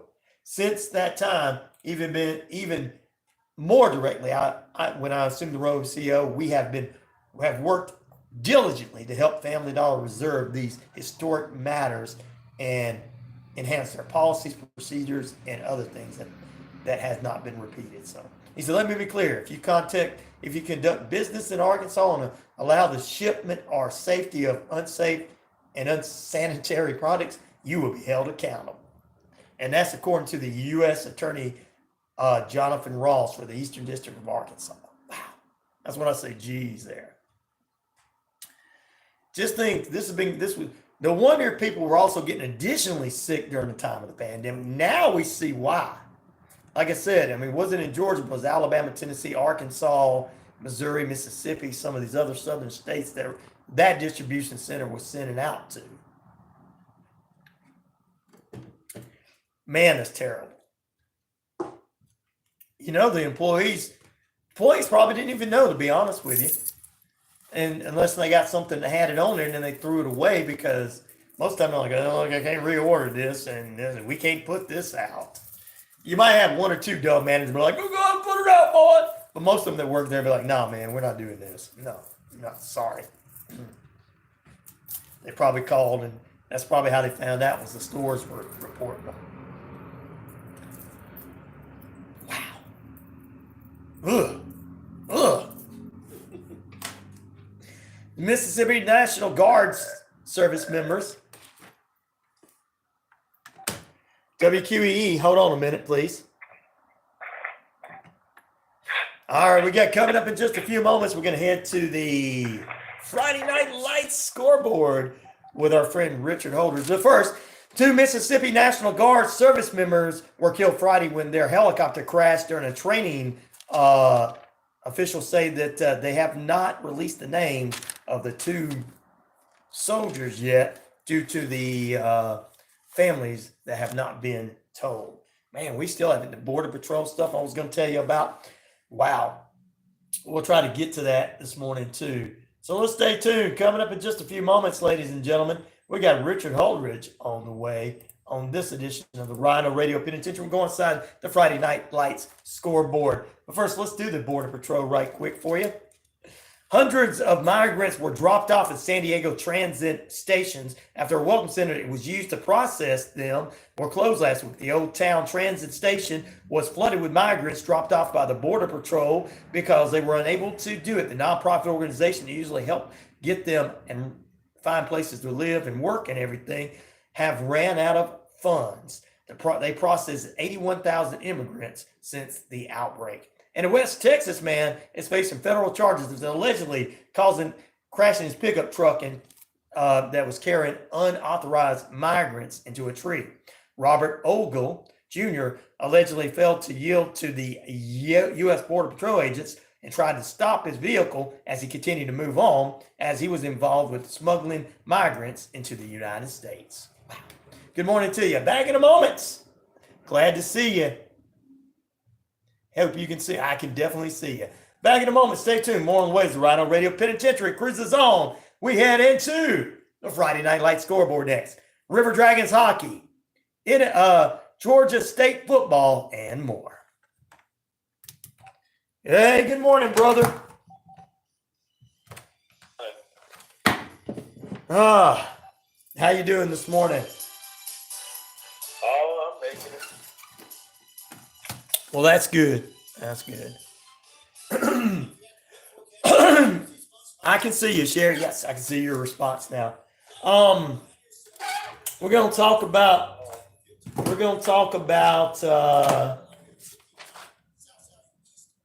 Dale McGee. I want to ask you about. I met him Saturday. Yeah, I want to talk about that. Him moving on there. Talk about you meeting him Saturday. I was going to talk. I didn't know if you met him, but I know you were at that event Saturday. Oh, yeah. I shook his hand. He was in line for the media, like all the inductees talked to the media, and I shook his hand. I wished him best of luck. Told him that I was just for his success at Carver. Okay. I've heard great things about him. All right, we'll talk about him getting that new job. We'll talk about you being at that event. We'll talk about the River Dragons clinching their division, and we'll drop a little spring training baseball in that way that we got a little minor league and pro sports this morning that people will be interested in. Yeah, did you see Scott Brand trolling the Dragons? No, I didn't see that. I haven't. Well, on the broadcast, he's just like a sign, and he is like trying to make his presence known. He's like posting on social because it's a big deal. You're facing your former team. Yeah, I know, right? Yeah. Well, it's all cool. It's all good. He is just an entertainer. That's what made him so great. Well, I enjoyed him because when he was there, the River Dragons were full-time with me. Yeah, exactly. You have a special place in your heart. I know. Yeah, he does. He got special, and of course, so I love Tom to death. If Tom was in charge, he'd be with me. I understand the concept of what's going on, but I have no disrespect for them. I'm proud that the River Dragons are doing it again. I hope they bring a championship home. I support them no matter what. We have been getting tickets to give away and stuff. I got them to give to the other stations to give away, but yeah, true. But he's Tom supports the station. He's a huge fan. I mean, he knows that it's a business. yeah, he does. He does. But everything will be all right. And I hate that they're not going to have baseball this year, but hey, you got the Mississippi Braves coming in next year. That's going to be big for the city as a whole. And it's going to be longer. I mean, the games are going to go longer than 2 months, which is a good thing. But the question is, who is going to be the flagship station for the Columbus Braves? Probably whoever the Atlanta Braves have a deal with there. They'll probably put them on somebody else's. I think the Braves are on D&B Broadcasting. The Braves are like on Boomer 105. Well, then they'll probably get them on. They'll probably get them on like one of their other minor channels because they're affiliates. They're gonna give their affiliates. You can't have it on the same channel as the Braves. No, it won't be on the same channel as the Braves, but it'll be on one of their sister stations because they're gonna give them an opportunity. They're gonna call them and say, "All right, how many stations do you guys have?" and everything. But Davis Broadcasting could get them. I know I'm going to try for it. I'm going to be honest with you. I would. Yeah, Davis Broadcasting, all they're doing is just ESPN radio right now. Well, to be honest with you, the only people doing any high school sports around there is you and Thrift. So. So it was WTVM, WRBL, and Georgia Alabama Sports Live. Those were the three media people that the Chattahoochee Valley Sports Hall of Fame. There's nobody else. Wow. Bruce and I are like the next in line after WTVM and WRBL. They're constantly promoting us. Right. They're taking video highlights from Georgia Alabama Sports Live and put it on their newscast. And then Coach Purdue's video clip of that championship game that I called. Right. Glenwood won the championship. I got tear-eyed. That's cool. All right, brother, we're going on. So here we go. Yes, Friday night is a great night for football. So is Saturday. So is Monday night. So is Thursday. So is Sunday. And especially on Twisted Tuesdays, every Tuesday morning, we talk sports about this time with our sports analyst. He's from the Sports Beat, weekdays from 2 to 3 on the network, bringing you coverage of high school sports and college sports from around the state of Georgia, Alabama, and the country. He is the voice, along with Thrift, on Georgia, Alabama Sports Live, bringing you all high school sports from baseball, football, basketball, and everything in between. College sports out of the Chattahoochee Valley, and he's been with the Columbus Chattahoochee, the Chattahoochee Monsters, the Columbus men and women's rapid soccer team, part of the Columbus Lions broadcast team, Chattahoochee Valley Chattahoochee Valley writer, and father, husband, soldier. Please welcome Richard Holdridge. There you go. Good morning, Richard. Good morning, Ryan. Yeah, that's a lot of titles. I mean, you make it sound like I'm staying busy all the time. If you ask your wife, you probably are. So. Oh, I know. But I tell her it's going to pay off, and the kids are excited. I mean, they would brag about me at school. Awesome. I really am truly blessed that I do have a good support system. You definitely do. do. We keep on grinding. I mean, because we're going from high school basketball all the way to high school baseball. Ooh. We got to keep ourselves busy. I mean, this is going to be a very unique summer because we don't have the Chattahoochee the Monsters. Right. I'm trying to figure out what am I going to do with my summer. I had an incredible summer last year helping Tom Callahan out calling Chattahoochee the Monsters games. I know what you can do this summer. You can go on vacation with the family and spend. There you go. And then the wife would be like, "Hey." After 3 months, she'll be like, "Look, aren't you going to be calling football pretty soon?" She'll be like, "You ready to get out of the house, Richards?" Vacation. I mean, yeah, the Columbus Lions do start up. I don't know how much I'm going to be involved with that. Right. But it's going to be a very interesting June, July, start of August before we get into football season. All right. Well, we'll talk about what you guys got coming up this week at Georgia, Alabama Sports Live, and we'll get into your show. But got a few things to talk about. I want to talk about first, I want to talk about this past weekend. You were at an event, and it kind of coincides with this first news story I want to talk about because former Georgia running backs coach, former Auburn University guy, a former coach all over Georgia, Alabama, Carver of Columbus high school football coach, Dale McGee, has been just signed as the new head football coach at Georgia State football. I know you had a chance to meet with him. Let's talk a little bit about his past, his present, and his future. I know you got a chance to meet with him, and you know a little bit about him. Yeah, I got to shake his hand. I wished him best of luck this season. He is the new head football coach at Georgia State. He had his introductory press conference yesterday, and also coinciding with him being inducted into the Chattahoochee Valley Sports Hall of Fame, along with 4 other members. We had Mason Lampton, we had Monk Johnson, we had Tommy Mack Chambers, and Coach Dusty Perdue. And so Dale McGee, he made a speech. He got to talk to the media, so I got to talk to him briefly, and I told him I appreciated him as a coach, especially from his time at Carver. He coached the Carver Tigers from 2005 to 2012. Right. During that time, led them to a state championship in 2007. Great players coming to Carver like Jarvis Jones, who played at Georgia and the Pittsburgh Steelers, Isaiah Crowell, who played at Georgia, Alabama State, the Cleveland Browns. He had a lot of great players that he coached. And then that would later transition over to him being an assistant coach at Auburn, being the interim coach at Georgia Southern, which they should have gave him the job. If that was, I know that Georgia Southern fans are not too happy about that, especially now that he's the head coach of their biggest rival. But he's really been Kirby Smart's right-hand man, but pretty much the whole time. As the run game coordinator at Georgia, players like Sony Michel, Nick Chubb, DeAndre Swift, Samir White, James Cook, so many great running backs that he has been responsible for. And it was the right time. This is the perfect opportunity because he is, if not the best recruiter in the country, going into the Sun Belt right there in Atlanta. Yep. He's going to get some talent. And Georgia State's going to make some noise.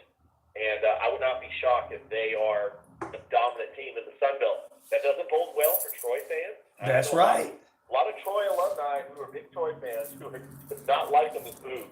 Georgia Southern's not liking this move at all. Nope. I think that Coach Dale McGee is really going to make his impact, if not year one, definitely year two when he gets his guys in there. I can see that too. And there's going to be a lot of people in Alabama and Georgia, a lot of kids that are going to get a chance to play football and get a great education at Georgia State and play under a man that can get them to that next level because as Coach Tommy Lewis and I spoke a lot of times, especially with a lot of members of Landmark Christian and other schools that he has been in private schools, a lot of these players can move on to bigger and better things from some of the so-called smaller schools. And if you got Dale McGee as your coach, you're going to have an opportunity. You could be playing for the Falcons, the 49ers, whoever in the near future. You could be in the UFL, which is coming up later on this year, like Donald Payne, who played with Landmark Christian. I mean, there's a lot of opportunities. I'm excited for Georgia State to bring this in and for people to know what's going on at Georgia State because usually they're just, they're over there. Now it's like, hey, they're in the limelight. What do you think? Oh, there is no question. I mean, you talk about Georgia State that has had success under Bill Curry, under Sean Elliott. They've made it to bowl games. They have beaten Tennessee. Yeah. Played Auburn close. Close. Georgia State has really made an impact. It has. It has. So I'm excited for the upcoming season with him. I'm excited. I'm glad you had an opportunity to meet with him. And you were also there. Other awards were given. And I know there was somebody that got an award over the weekend that I know they follow the radio station page, but you guys are really, really close with Coach Purdue. Very much so. Coach Dusty Purdue gets inducted into the Chattahoochee Sports Hall of Fame for the 2024 class. 7 basketball titles, 7 softball titles. He was actually right there. I didn't know this, but he was one of the assistant coaches right there with Jim Morris, or not Jim Morris, Randy Morris. Oh, wow. Little League. From the teams, he helped those teams. He left to become the Glenwood coach the year that Northern won the Little League World Series. Really? So Wow. He knew all those players, Josh Lester, Jordan Weems, J.T. Phillips, Brady Hamilton, Kyle Carter, Cody Walker. I mean, I'm going to come out and say this. I think the entire Northern Little League team should be inducted into the Chattahoochee Sports Hall of Fame. That's the biggest sports moment. Sports take. I mean, it's still to this day. It's Richard's sports take this morning. He always has a hot sports take, and that's the one. I hear you. Well, Richard, I'm glad to know you guys had an opportunity, had a great weekend, got to hang out, got to do interviews and all that good stuff. I know that you guys are going to repeat some of that stuff on Georgia Alabama Sports Live. We're going to talk about some of the things you guys are coming up doing this week. But one of the biggest things, excitement for me, being that we've been a River Dragons affiliate for the last several years, I'm excited to see they're doing it again. We got a couple of new teams added into the FPHL this year, only keeping it down in the South playing. The River Dragons had lost some players, gained some players, but they clinched their division this past weekend, beating kind of a rival in a way because a former member of the River Dragons, president, is now with the Motor City Rockers, which I knew this game was going to be kind of a rival game because of that. But what do you think? Chances of us bringing home a championship to Columbus Civic Center, and what is going to happen? What are your thoughts on them clinching the division? Yeah, the River Dragons clinch a playoff berth. They take 2 out of 3 against the Motor City Rockers. A big shout out to the former general manager of the Columbus River Dragons, Scott Brand. Woo! Really is entertaining. I mean, Love he it. is just very vocal and just colorful, and he's just proud of the fact, that these City Rockers do their thing, and the Columbus River Dragons, as long as they get home ice, I think the River Dragons, it's really theirs to lose. I think that It is. everything is in front of them as far as the Federal Prospect Commissioner's Cup, but they got to get home ice. I think that teams like Motor City, like Beaverton, and Carolina could challenge them. True. But, man, they were going into that loss on Saturday with a 16-game win streak. Yeah. Motor City beats them 5-4. They turn around Sunday and beat them 6-3. Yeah, I so saw the that. Dragons are not losing any lackluster. And they will have another home series. I think they're playing the Zydeco for 2 games in the next coming weeks. And then Motor City is coming to Columbus at the end of March. I'm looking at the schedule. They're coming March the 22nd through the 24th for a 3-game series. You don't think Scott Brand is going to make his presence known? Yeah, I think Scott Brand's going to be. I think he's going to show up, and he's going to be at the Waffle House. Scott Brand, the most general manager we have ever had in this city. He was an entertainer. Yeah. A showman. He had wild personality. I was very fortunate that he agreed to come on my show. I wish I could have had him on even more because this guy was entertaining. I know he was a friend of the station. Yeah, he was. On your show. Yep. We miss him. We really do miss him in Columbus. I mean, I think that it's going to be a nice reunion. It will be. Come back to Columbus. People remember him. River Dragons fans remember him. The media remembers him. Oh, everybody loves him. I mean, he's loved and respected. We're still going to beat him. We're still going to beat his team, but we still want to bring him on down and take him to the Waffle House.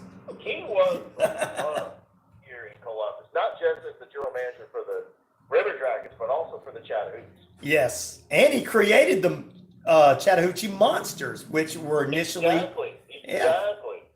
So he brought 2 baseball teams. Yeah.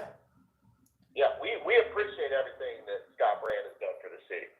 And look, Scott was looking for bringing other sports into the city when he was there too. I know that some of the things.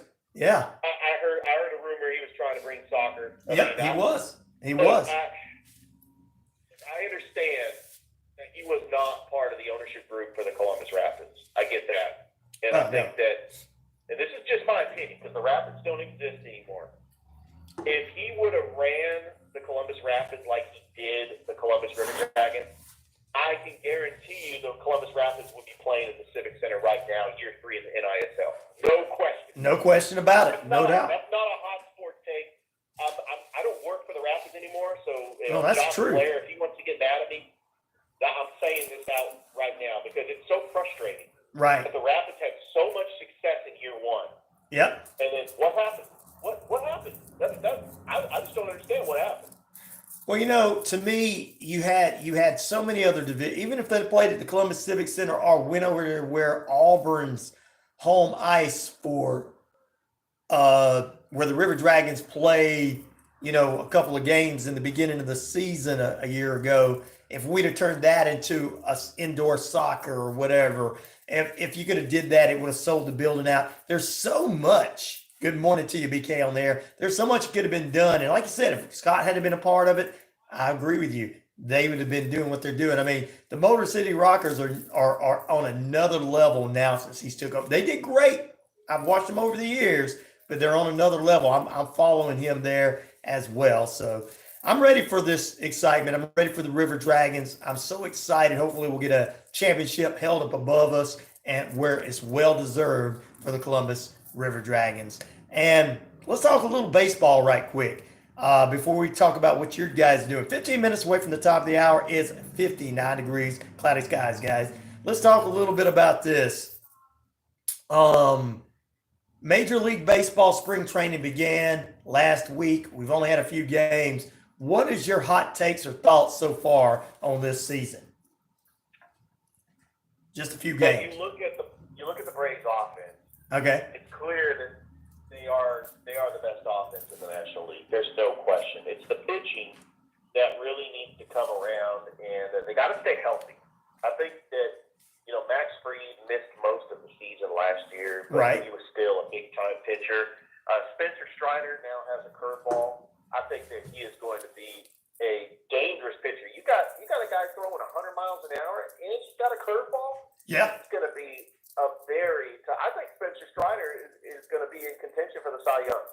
I actually do think that. I think that Matt Olson, Ronald Acuna Jr. are going to be in contention for the MVP.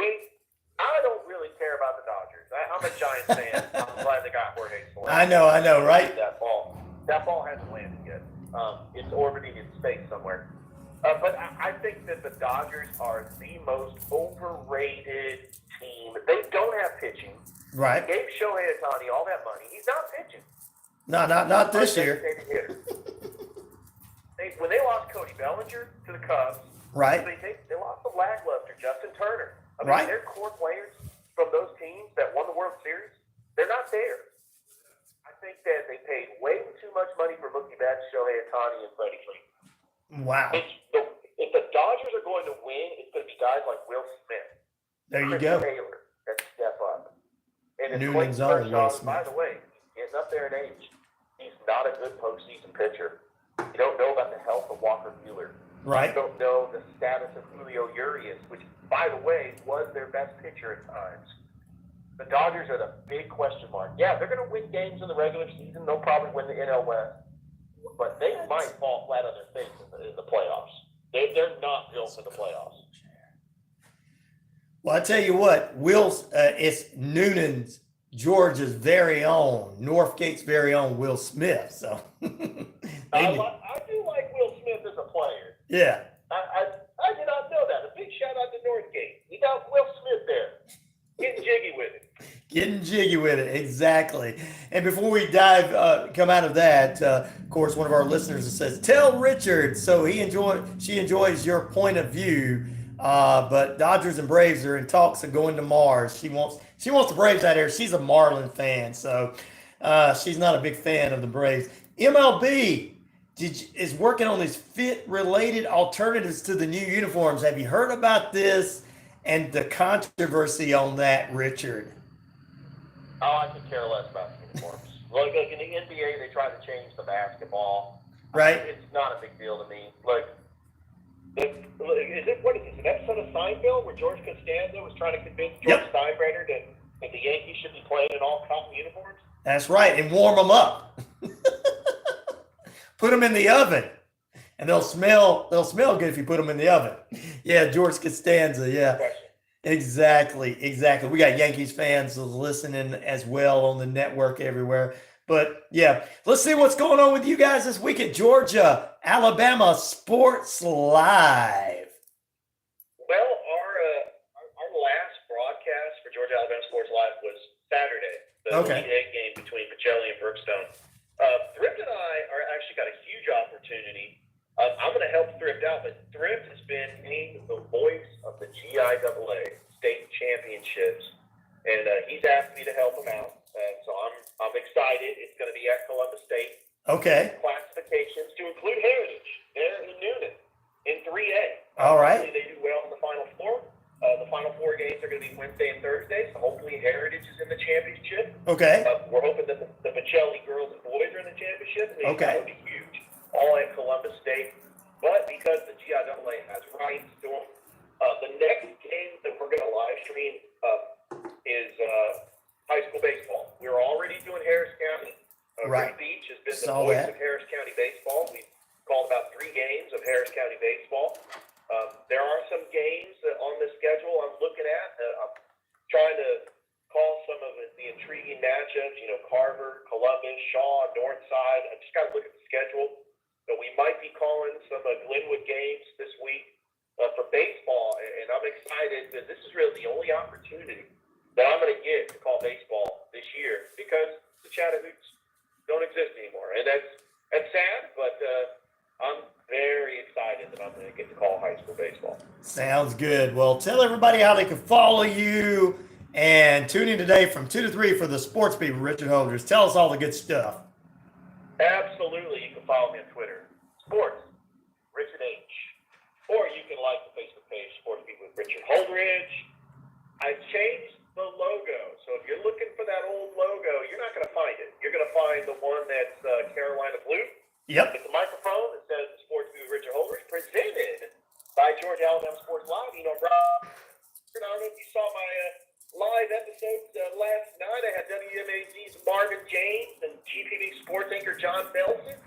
They're going to be on the show today. Awesome. And tomorrow, I will have my 800.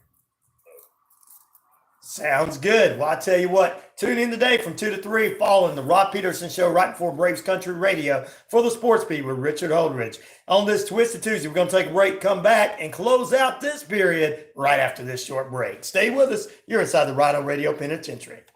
All right, my friend, that was good as always. Yeah, and I'm just going to come out and say it. I don't care, but Josh Blair ran that franchise into the ground, and I'm willing to just come out and verbally blast. I'm not gonna blast him on your station, Right. but I just made a comment. Yeah, if he's listening, I don't care. I don't work for him. Right. He got mad at me for giving a Chatham score on the broadcast of the Columbus Lions. Really? I'm like, forget him.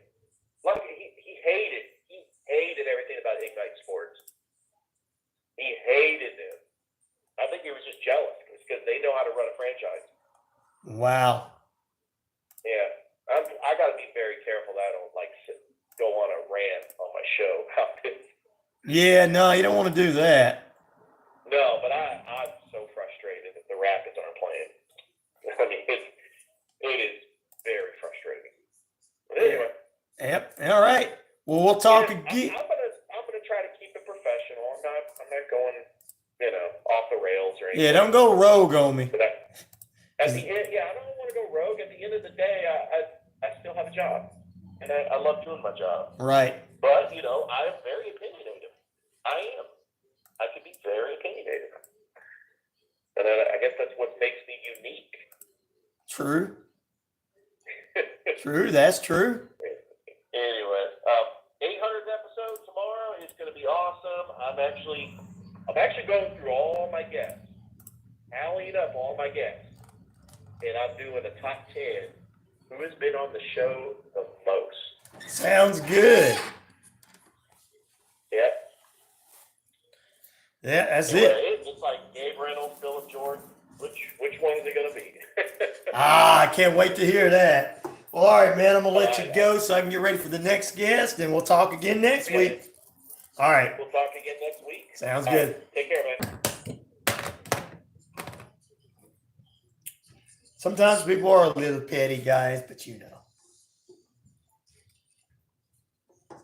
But we don't want to talk about it on there.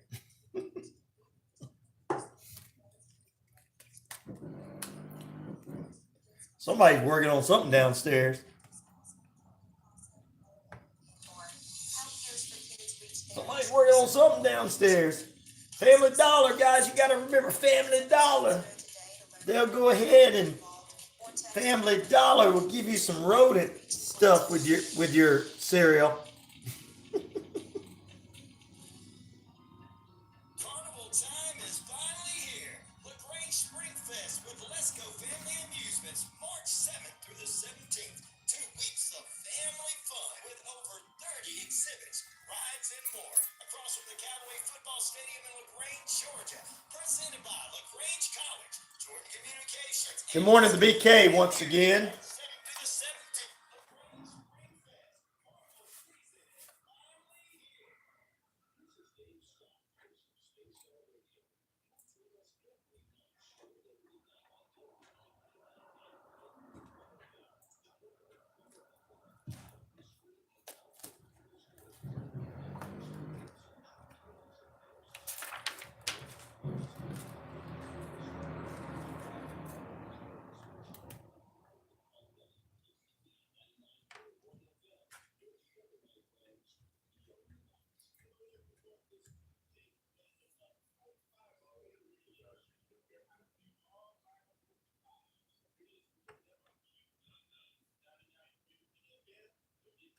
All right, ladies and gentlemen, welcome back into RyanORadio Penitentiary. Good morning, good evening, good afternoon, good night. All right, stay with us. We got a lot more in store for you. Final period, Shane B joins us. We'll do movie reviews, talk about what's hot, what's not, top 10 movies, and check out what you need to check out. That's all coming up next hour. But first, let's do our daily devotion brought to you by Newnan City Church, 17 First Avenue here in the metro Atlanta area of Newnan. Every Sunday morning, inside services at 8 a.m., 9 and 10:30 services outside, and inside service for the hip cool kids, 6:30 p.m. for NCCPM. Pastor Cedric, Pastor Darren, Pastor Randy, and Head Pastor Jimmy Ellison, helping you transform lives for Jesus' sake. 17 First Avenue in the Metro Atlanta area, Newnan. Let's take a look at today's daily devotion coming from Jesus Listens, daily prayer book from devotional book from Sarah Young. She's bringing John 15:15, Isaiah 61:3, 2 Corinthians 6:10, and Psalms 139:14. Jesus, you're my best friend as well as my king. I want to walk hand to hand with you through life. Please help me face whatever today brings. Pleasures, hardships, adventures, disappointments, and more. You can bring a crown of beauty out of an ash of lost dreams. Wow. You can be part of a joy out of sorrow, peace out of adversity. Only a friend is also a king of kings can accomplish such a marvelous opportunity. There's no one else like you, Lord. As your words declare, I am fearful and wonderfully made. In your name, amen. Woo, what a morning it is. We're going to take a break going up to the top of the hour. More promos from Ole Anderson, who passed away at age 81, former member of the Four Horsemen, the Minnesota Wrecking Crew. Great singles wrestler, great promoter of all times and everything. And this is one where the late great Ole Anderson, late great Gene Anderson are being interviewed by the late great Gordon Soley. So talking about hurting people like Dusty Rhodes, the late great Dusty Rhodes, Steve Kern, Tommy Rich, Junkyard Dog, Ric Flair, and Tony Atlas from Georgia Championship Wrestling. Take us up to the top of the hour.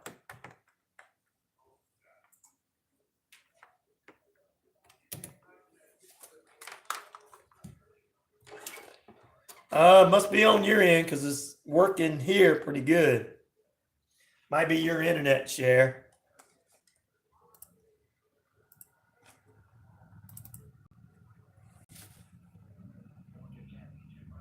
Mine's working.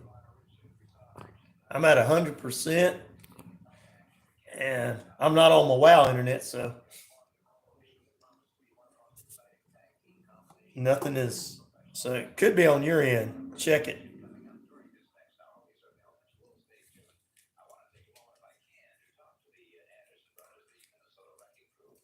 Like yesterday, I had it going, and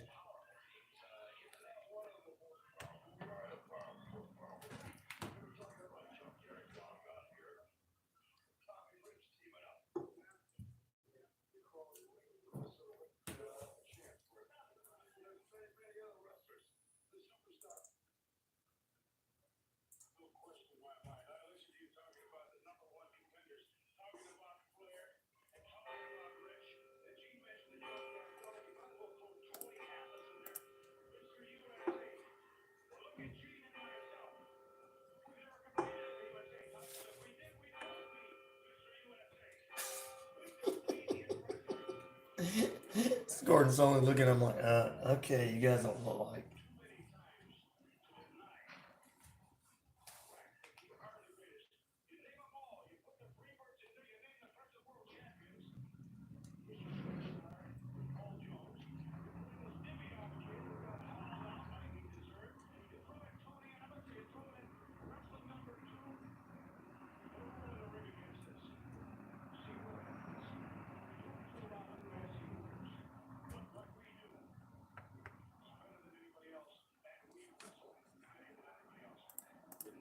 WQEE 99.1 FM, the key, Newnan, Sharpsburg. Well, I don't have to go and lock the door because somebody's already here.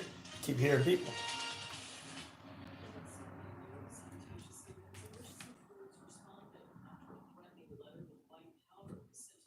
Oh, it's good now. Good. Good.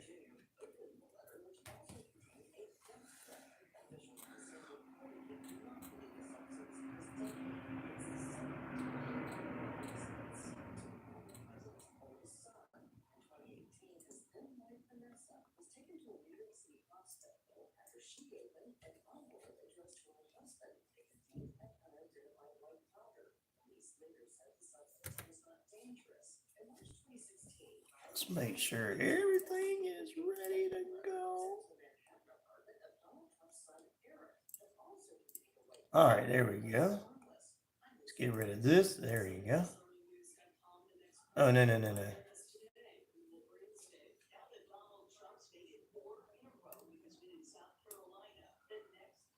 Here we go. There we go. Shane B should be calling in. In the next 10 days, another 21 states and territories will speak. They have the right to a real choice. Meanwhile, speaking for the Biden campaign, Illinois Senator Tammy Duckworth says the president deserves to beat Trump for a second time. President Biden gets up every day and works hard to protect the American people. She spoke on ABC's This Week with George Stephanopoulos. There we go.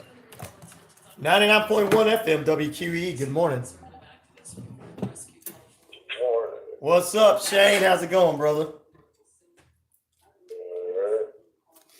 Sad news on the wrestling front. Ole Anderson from the Four Horsemen, the Minnesota Wrecking Machine, passed away yesterday. I don't know if you know him, but he was the pretend big brother of Arn Anderson. Oh, okay. That's big. Yeah, he's the one that beat Sting up when Sting was in the Four Horsemen for a minute.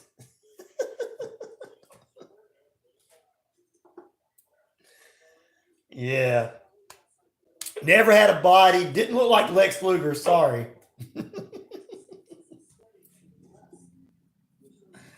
But yeah. Wow, it's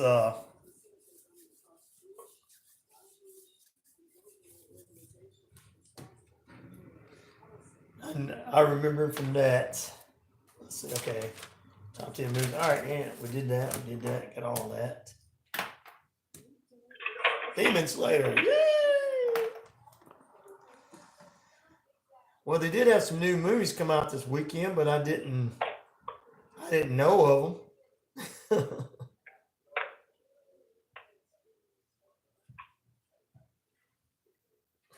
At least Madam Web was knocked down to number 4.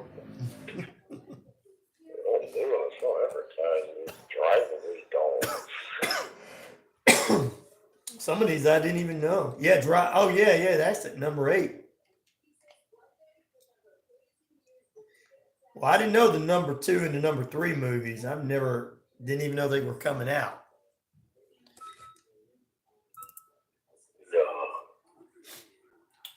Well, that's all right.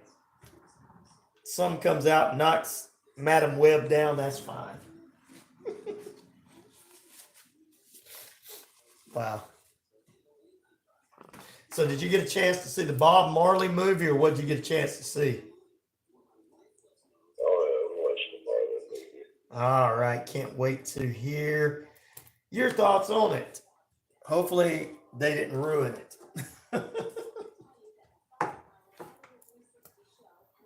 Bob Marley was one love now. But he had a love for some green stuff, so.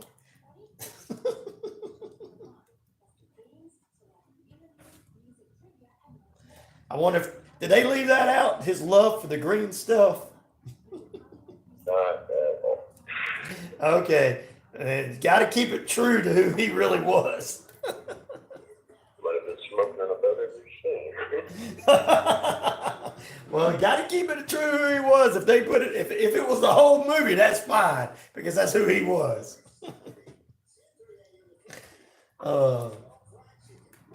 He was a happy guy and a hungry guy.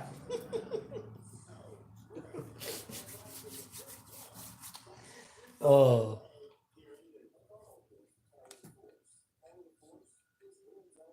All right, let's see here. We got this.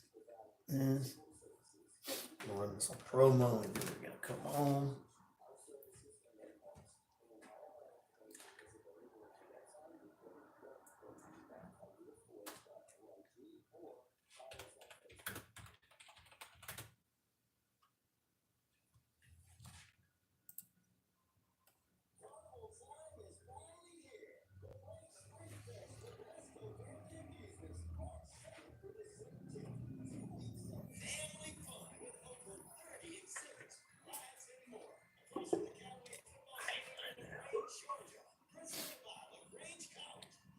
Good morning, everybody.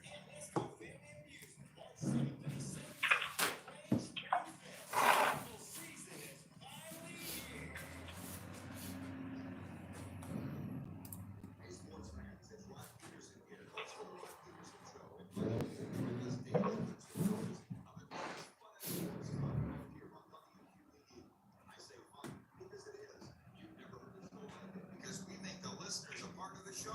Every day between noon and 2 p.m. Eastern, you'll hear plenty of the best sports talk, including the latest on the Falcon FM. The views and opinions of this show and program are not the views and opinions of this station, its management, or its clientele.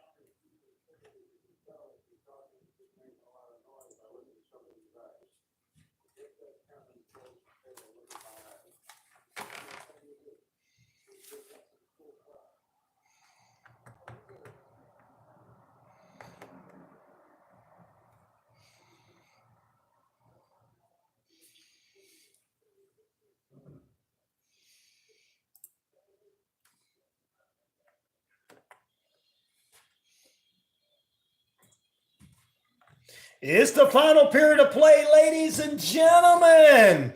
Please stay tuned. We're going inside the movie theater next.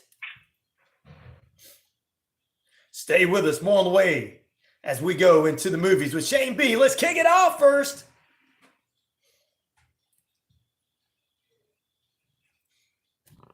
It's RyanORadio Penitentiary. I'm your host of the most, the one, the only, Ryan O'Neal. And of course, I am the game. 50,000 plus of you worldwide on the Shoutcast. Shout it out loud. Across that RyanORadio media page. Earth, Rock, Radio, New Mexico, Arizona, the Navajo Nation, Real Radio, Internet Radio with them on the Navajo Nation and across that area. Across the British Columbia Isles of Canada. And finally, the Jordan Communication, the family radio stations. East Alabama, West Georgia included right here at 99.1 FM, WQEE, your home of news, inspirational talk, and Southern sports. That's right, we got it all for you, and we're doing it. We're all over the Atlanta market by you tuning in to our online services there. That's right, we'll get it everywhere, and we're serving our areas to the T. Stay with us. We're going inside the movie theaters next, and we're going to have a little No Woman, No Cry for you, so stay with us. I am the man around here, whether they like it or not, ladies and gentlemen. It's time for movies. Let's head to the movie theaters with our favorite movie expert. He's our Cisco R. Ebert, giving 2 thumbs up to those movies and shows and everything that's good, and give them that Stone Cold Steve Austin salute if they're not so good. Please welcome our good friend, the one, the only, Shane B. What's up, Shane? Good morning. How you doing on this wonderful Tuesday morning? Doing fine. Good. You're not pet sitting this morning, are you? I was wondering. No, not this morning. Your little friend's not with you this morning, but I bet he enjoyed being with you. So there you go. Well, I tell you what, we're going to talk about movies and shows and what's hot, what's not all coming up. Bob Marley's One Love still stayed at number 1 over the past weekend. Got some new movies that hit the top 10, and I want to talk a little bit about that before we get into our movie review this morning. And you said you had a chance to check out the Bob Marley movie, so I want to get your thoughts on that. But what is your thoughts on the new top 10 roundup? I mean, some of the same ones still in there, some of them gone, some new ones, some ones I've never heard of. Have you seen any previews for any of the new movies that's out in the top 10? Well, I watched the preview for this Runaway Dolls. Okay. Runaway Dolls. Okay. And Supposed to be from Ethan Coen. Okay. There's some hope for it, but just watching this trailer just feels dry. Like a comedy they're trying too hard. Like about two young women who were trying to get started in new life, and they decide to go to Tallahassee,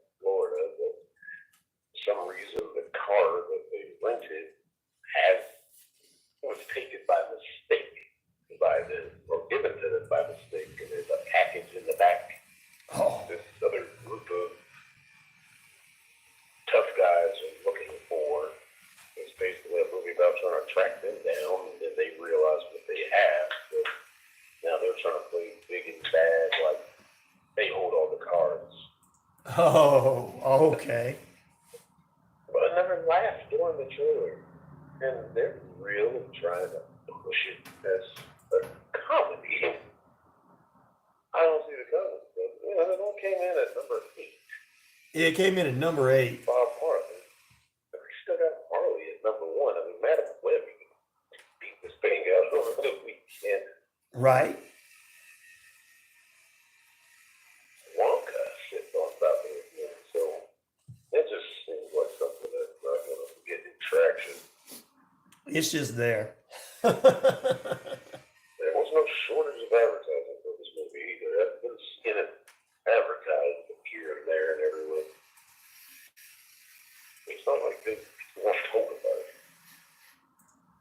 Well, I tell you, yeah, there's two. Slayer and Ordinary Angels. Yeah, I've heard. Yeah. Think about these two. Are they similar movies? You got a Demon Slayer and an Ordinary Angels. Are they fighting each other because it's angels versus demons? I don't know. I mean, Demon Slayer is based off of an anime series. Okay. Makes sense. Yeah, I haven't personally seen any of it, but I do have a niece that watches a lot of these anime.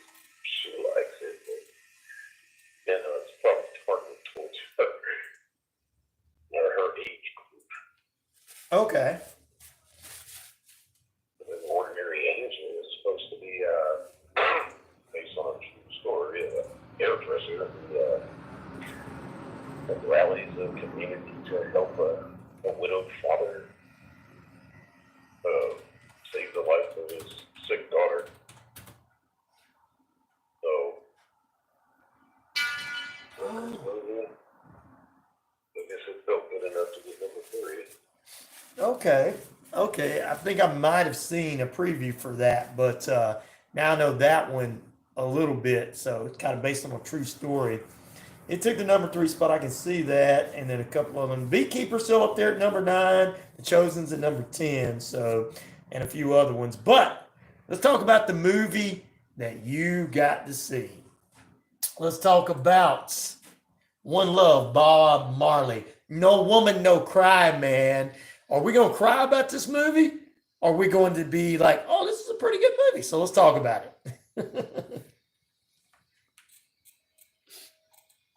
I like it. They took an interesting route with this by, not chronicling his whole life, but they focused on, between 1976 and 1978. Okay. So, it's just covering that short time. Pretty much about when they really took off, when the album Exodus came out, that really put them on the map. Okay. But a good focal point of it being starting in 76 is about the political hostility and the civil war that was going on in Jamaica. Right. And how Bob wanted to put on a free concert to promote peace and unity called Yes. Smile Jamaica. Yep. And there was a lot of, backlash over that because we couldn't quite tell whose side he was on. And his thing was not being on any side. Right. He just wanted peace. I like this. Basically, they get to this like the first. Wow. Like the first 22 minutes of the movie. Okay. The only thing I found a little heavy-handed was they played a lot of his music. And I understand that the movie about him, but 98% of the soundtrack is just his music. Like I would like to hear, other artists Yes, yes. I understand. Songs in there. I was like, we know this movie spell. We know what we came to see. He's already playing his music in the movie. But then, they do like scene transitions or, it's kind of montage deals. They're playing one of his songs. So it's like, I want to hear something else. And that gets a little heavy-handed in the first 6.5 minutes. Right. We get a glance at his assassination attempt. They cover that in about the first 13 minutes. Bob he got shot, but took it like a champ. He was more worried about one of his female backup singers. But that's cool. And after that, it's showing him, traveling to England, kind of looking for a new sound. Him and some of his bandmates, they go to a punk concert. Oh no, really? Maybe one of my favorite scenes is showing the guys on stage and the crowds bouncing around and moshing everywhere, and him and his bandmates are just leaning against the bar, just with this puzzled look on their face, like, what is this? But they do have a couple, from time to time, flashbacks when he was a teen, and when he was a child. And of course, when they come up with Exodus, trying to find that new sound, how Exodus just launched them to the top, and just what he was able to do with his fame and attention. Right. And they ended with the concert. It's One Love concert. Okay. And they ended suddenly like that. They show him dying. They do show him when he gets diagnosis of cancer. Right. They don't show him on his deathbed. And Good. The credits are getting into the credits that show the actual footage of Bob. Oh, really? I do too. I love it when a movie actually shows the real person when they're in the movie and everything. Wow. Well, it was only an hour and 40 minutes long, so it doesn't drag on. It may have been just one part that felt like it was dragging on, but it was one of those heartfelt movies. He was having a conversation with his wife. Right. I was like, okay, we gotta get that in there. The movie has a feel like it's directed by Ronaldo Marcus Green, who did King Richard with Will Smith. Okay. But you could feel that. You could feel the style of it. Right. Like, okay. Written by Terrence Winter, did Wolf of Wall Street. Is like, I don't feel any of that.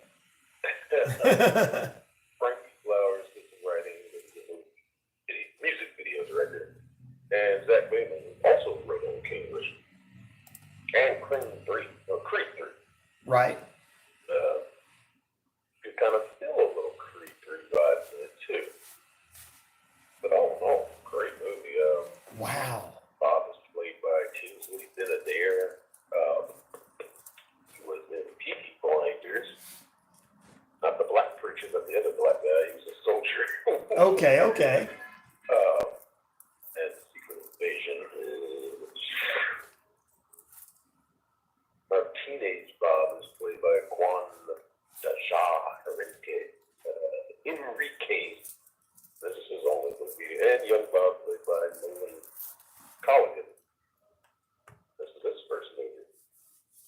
Now, Lashana Lynch plays his wife. I was looking at her and I was like, where have I seen you before? Right. And she is she's the Black Captain Marvel. Maria Rambo. Okay. So you knew her. And was also the new 007 in No Time to Die. Oh, yeah. Yes, okay.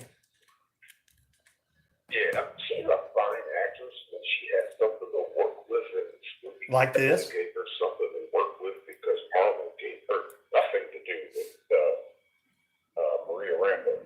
Right.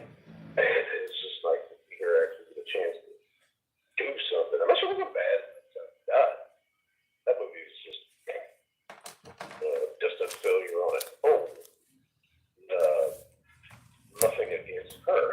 Right. Wow. I tell you what, it seems like overall the right length. It's good that it didn't take too long to get into the summer or halfway through the year before we got a decent movie to check out, a good movie. Because usually by this time we're still going, oh man, we got to wait to summer for something. So this Bob Marley movie, yes, it's been 2 weeks, so it's basically been in the middle of February. So the honest opinion is we finally found a movie at the beginning of 2024 that starts off pretty good. So we got one good movie we can check out, guys. It's called Bob Marley, One Love, and do you think there's a possibility that they could go back and extend this and go further back to before 76 and do like a few years before 76? Because since it did 76, 76, 78, could it do before then a little bit and still do a little flashbacks? Could there be a possibility to do another movie, or do you think this is a one and done thing? I believe they could easily stress it out a little more, show more of his teenage days. Right. Like when the band first got started, there's a quick flashback showing them trying to get a gig at a place, and the owner of the place wasn't really feeling their song, so they tried a different song that really impressed them. And it seems like that was their first, paid gig. Right. And then we could explore more on that. Okay. Like I said, he's already doing this concert at the beginning of the movie, so you haven't done with it. Inch back, so show more of the early days of the band, what they were standing for, and how the Civil War got kicked off. Yes, I can see that. I can really see that happening for a second movie to go a little further back, but not too far back, but a little, maybe like you said, and then end with the beginning of this movie and everything, so they can say, oh, it kind of ties together. So you give it a pretty good thumbs up. Check it out. It's been 2 weekends in a row. Do you think it's going to have a chance to stay at number one coming up this weekend, or is there going to be somebody ready to knock the Bob Marley out of the top spot?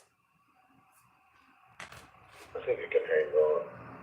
If anything, number 2. Okay. But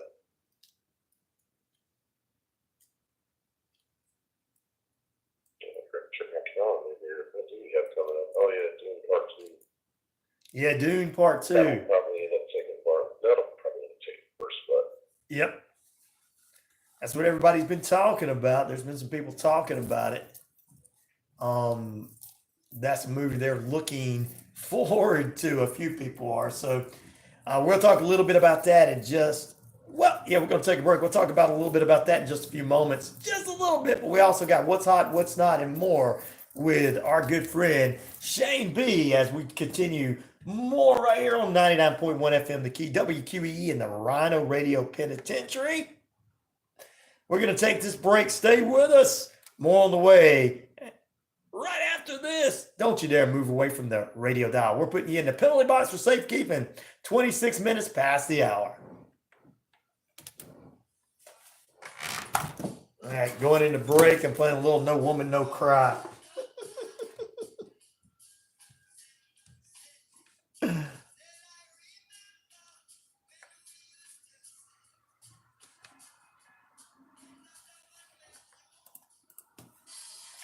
All right, there you go. That worked. Woo.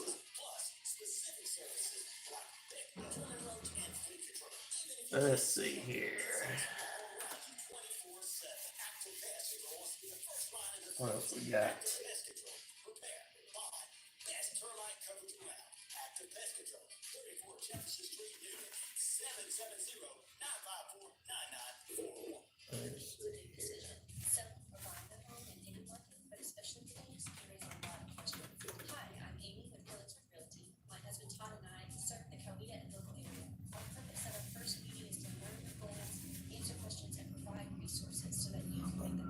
How about that movie Civil War 2024? Good question. I don't know when it's supposed to come out. Do you know when that imaginary movie about the Civil War 2024 is going to come out, Shane? I don't believe it's too far away. I thought so too. Is it going to come out in theaters or just on Netflix or something? That's what I don't remember if that's going to be the theaters or not. I think it might be on streaming. But, Okay. Because I got people asking about it, so I wasn't gonna ask on the air. I just ask off the air. So, but yeah, I don't know what they're going to do about that. I want to see it, man. I don't care. I want to see it. You know, it's not gonna bother me.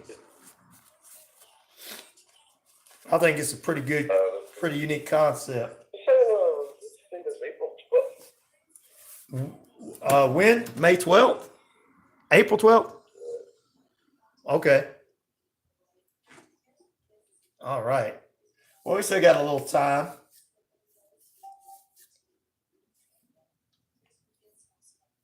It's going to be, I think it's going to be a good movie. Of course, it's going to be, it's going to make all the mainstream media look good. They're the good guys, while the rest of us are the bad guys. Written and directed by Alex Garland. Really? 28 days later, Ex Machina. So is he pretty good? So is he pretty? Also did Annihilation, which was Okay.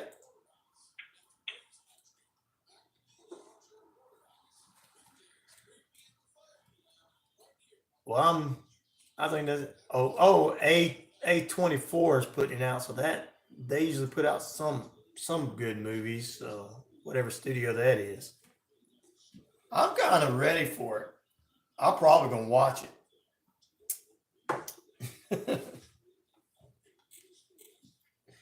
Let's go around and mess. That's one of those movies just gotta see. Yeah. See what they did. Exactly. Release date is March 14th, April 12th too. So XSW is March 14th. So April 12th. It's 109 minutes. So they could have cut it down a little bit. But yeah, it's one you got to watch.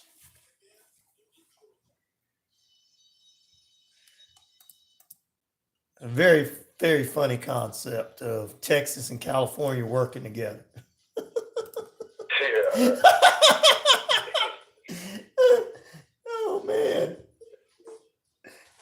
And maybe you and me think it's funny. A lot of other people are like, I don't know. That's a little far-fetched. That's definitely a fantasy movie. Exactly, man. Oh, Dune. Okay, it's got Batista in it. Okay, yeah.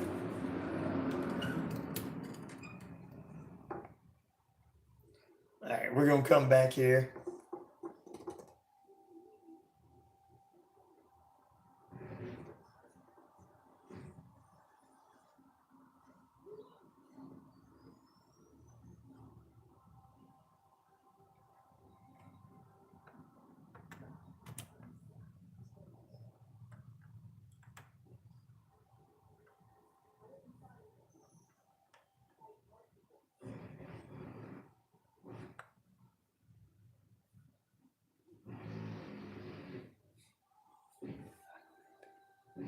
Welcome back into RyanORadio Penitentiary. A little bit of Dune Part 2 official trailer we're playing for you this morning.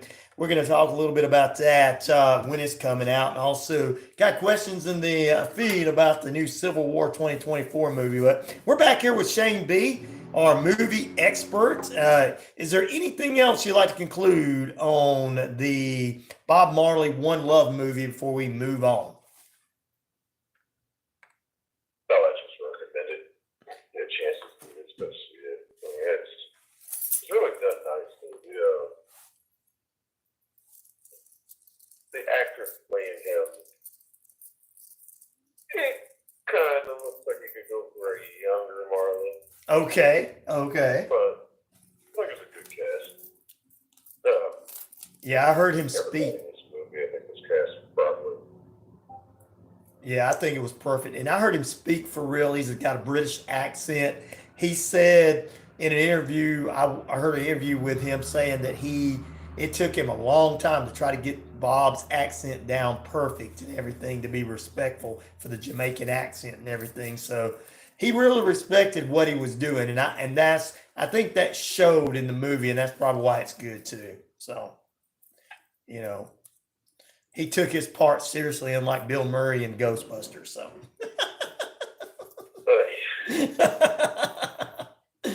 oh man. Well, before we get into what's hot and what's not, a couple of questions. One from the audience. I know that you let everybody know. You looked it up. The Civil War 2024 movie is coming out. When is it coming out? People are expecting it. I want to watch it because I just want to see what the heck they're going to come up with. You got Texas and California being friends together, so or becoming one state together. So I got to see this mess and everything. So your thoughts, and when is it coming out for our listeners? Well, they got it listed for April 12th. Okay. I've been noticing a trend here lately that some movies are being pushed up in release dates. Right. Like they see a problem in the movie theaters, in the box office. Right. They're trying to get their stuff out. Like Dune. Well, Dune's pushed back to the writer's strike. Yep. But it's still managed to get an earlier release date than they were expecting. It would. So they already got it in the can. Now let's just get it out there. Yeah. Before the summer?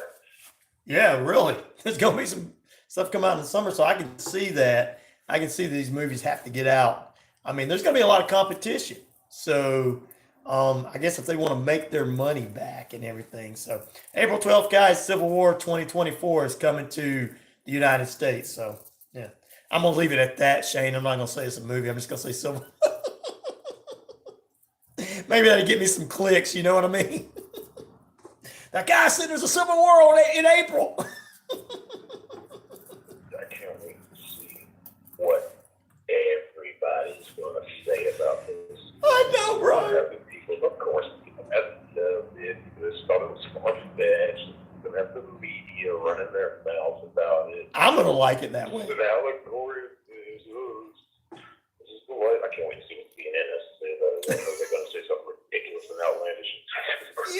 You know how they all are. You know what's going to happen. All the media goes, well, it's of course the heroes in the movie were the media, and we told you we're the heroes. I can't wait. You're right. It's going to be, the movie's going to be what it is, but it's going to be the reaction to it that's going to really be more exciting for us. But yeah. But Dune Part 2 is coming out. Is it coming out this weekend? Is that what you said? Yes. All right. Batista's back. And MVP was on the set with him, Vontavious Porter, MVP wrestler. He was on the set with Batista taking pictures with him. I was seeing pictures of a lot of the wrestlers showing up, taking pictures with Batista. So,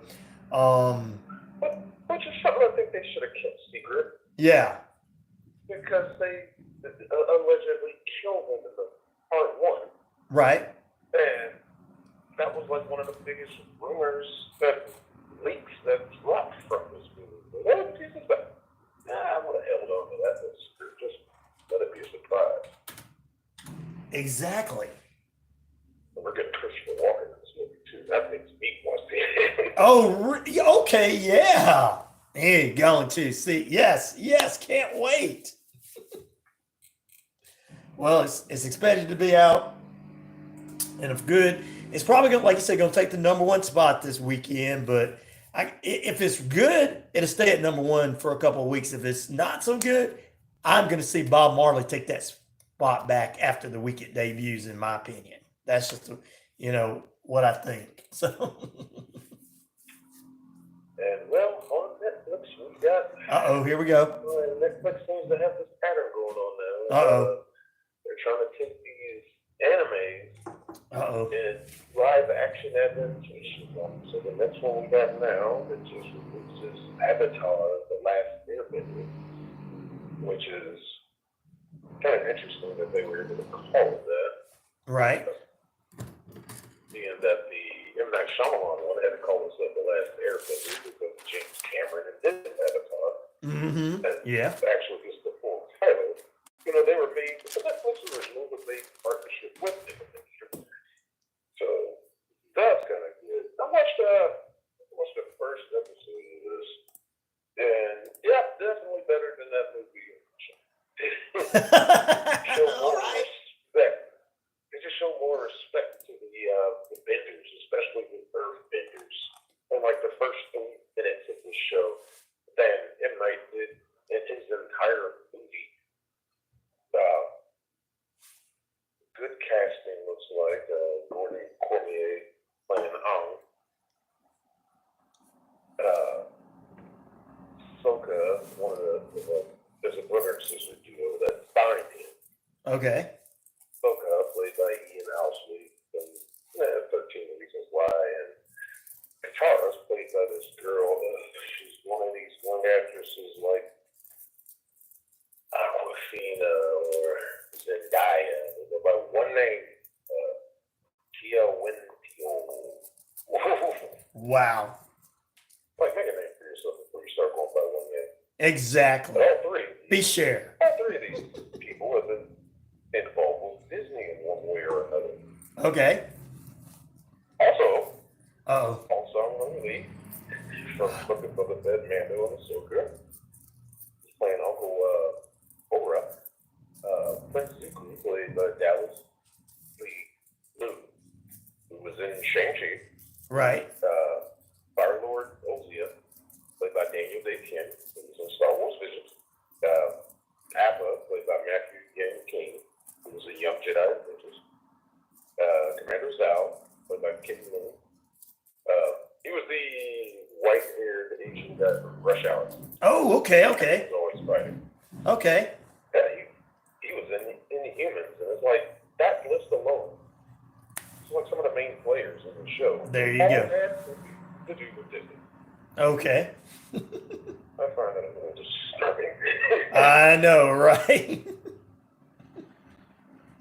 But the episodes are about 47 minutes to an hour episode, 8 episodes in this season. The CGI can look a little disjointed sometimes, and other times it looks great. Right. But the action was real good. It's just a better watch than the I shot it on. I'm going to get some more insight on that from some other YouTubers I've messed with that know more about the anime and get their opinion on it. Whether they feel that they hated One Piece. Right. Can't wait to hear that for sure. Wow. That's a quick watch on Netflix. We've been on Netflix. Okay. We're watching a show now called House of Ninjas. Okay, House of Ninjas. Getting the storyline of that, I wanted to check that out. Okay. About a family of retired ninjas. Oh no! So what is the normal life? Like, you got me right there. There you go. Leave It to Beaver meets the ninjas. There you go. And it's nicely done. It's got real stuff. The one thing that stands out in the show is the fight choreography. Right. They did a real good job of it. There's like very little wire work. And right. Most of the fights are just actually practical. Wow. But their family, mom, dad, there were 3 sons, one died, and the daughter. And it's like been 6 years since they had to deal with this incident where the older brother died. But now a new threat has arisen where they have to come back to work. There's an actual Bureau of Ninja Management that they answer to. It's like, okay. So somebody's got a leash on them. They have limits of things they can do, like love is forbidden, can't eat meat, can't have alcohol. They can't do anything unless they Okay.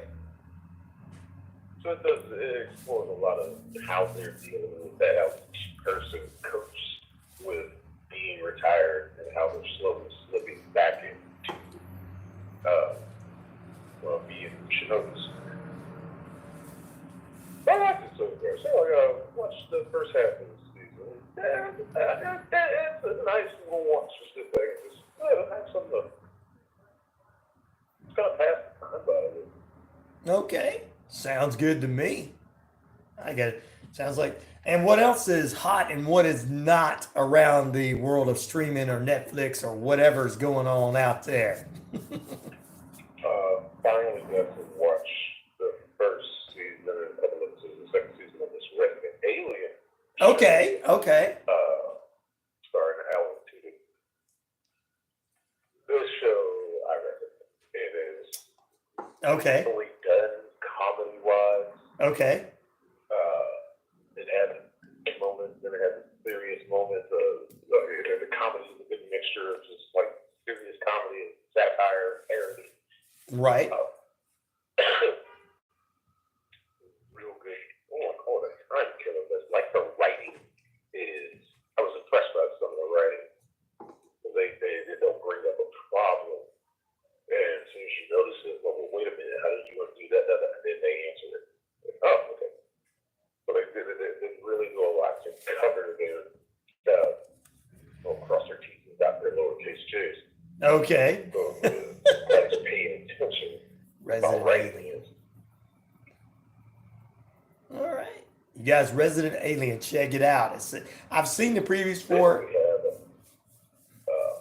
just real quick, we got a new comedy stand-up special. Okay. Come on. I've seen a trailer for it. The trailer's Who is it? Is it Cat Williams? Come on. Donnell Rawlings. Okay. From the Chappelle Show. Yes, Chappelle. Okay, somebody on that show. Yes. I love David Chappelle. He's the that guy. Yeah. So he's got a stand-up special out done by, directed by Stan Lathan. Okay. Did a majority of the Chappelle stand-up specials. Okay. Like 13. Okay. The member of Chappelle's home team, as they call it. So that's out 40 minutes long. Okay. Not too bad. About life. Not too bad. Yeah. Wow. Nice little watch. You want to get some stand-up in your day. You gotta get some funny in your day to get away from all this stuff that's going on. Man, sounds good. Before we get ready to let you go, any documentaries you recommend or anything like that have you seen or anything lately? Nothing at the moment. Okay. There is one that is trying to get me to look at. It's another killer stuff there in town.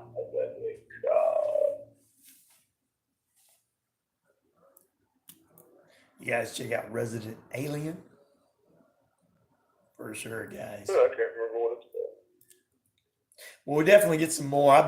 That's all I've been into lately, has been watching a lot of different documentaries and unique documentaries and everything.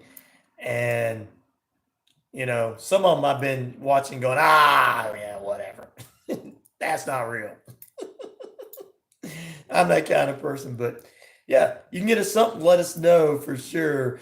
And Dune 2 is coming out this week for sure. Hopefully it is going to turn out very well. I know it's going to be the number one, and we'll end up talking about that next week. Shane, tell everybody how to follow you, where you're at, video-wise. I know you're working on getting equipment to get back out there to get some of your best videos. By the time you get everything situated, there's probably going to be something out there that you're really going to want to get back at. So tell us all the good stuff, how we can follow you and watch my favorite videos of yours, the Velmas. 6.10 on YouTube. Still working on this equipment. Well, get this laptop back to where I need it to break it through software. Just do a whole new format for using, making these videos. For sure. We have something coming soon. Oh, I know you will. But guys, go back and enjoy the Velmas. Please do. I love them. It was. I think by the end of all those videos, I think Shane had made a couple of trips to the store and to the convenience store. Just a couple. All right, guys, check them out. Back in a moment. More on the way. This is RyanORadio. Penitentiary closes up after this. All right, brother. That was awesome as always.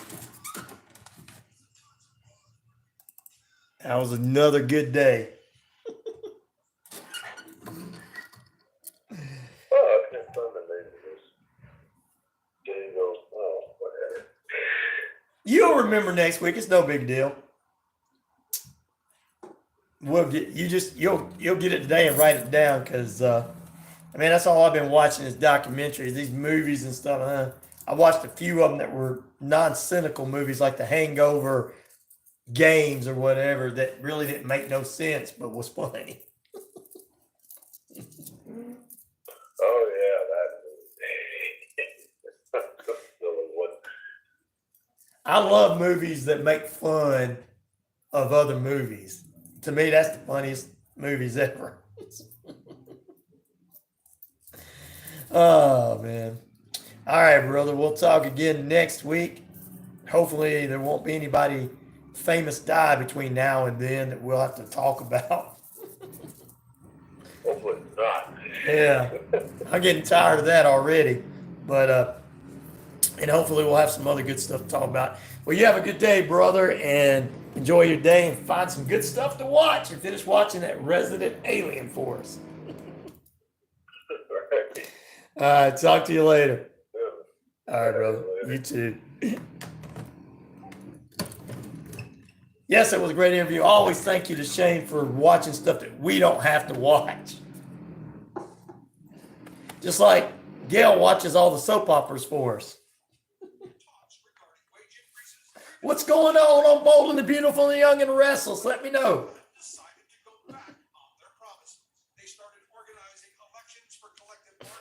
I know some guys are like, I don't want to hear that. Well, we got some women in the audience.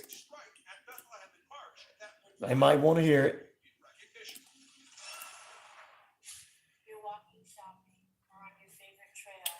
Cher says she can't wait to see a movie about Michael Jackson that's coming out next year. Pete said again, he says, if it happens for real, I'm heading to Canada. I already got Canadian friends, so if it did happen, I'd be in Canada. Oh, I can become an illegal immigrant and go to Mexico. I'm picking. Stop. I'm picking everybody. That's why I got the dedicated 5 listeners I got on the YouTube. They like to make fun of everything. We got more listeners than that. It's just on the YouTube. It hasn't grown like I wanted it to. But I don't have enough people liking the page. Share, like, and subscribe. You guys get it out to all your friends. And tell them, look, Ryan wants you to come in and watch him every morning so you can talk. Then you can feed the feed up and talk about all kinds of things. Love, hate, fighting. Guys might come up with something in there and I'll be like, hey, let's talk about that. Like we could talk about the bacon and eggs this morning. I mean, we can also do serious things too. Not that bacon and eggs are not serious, but.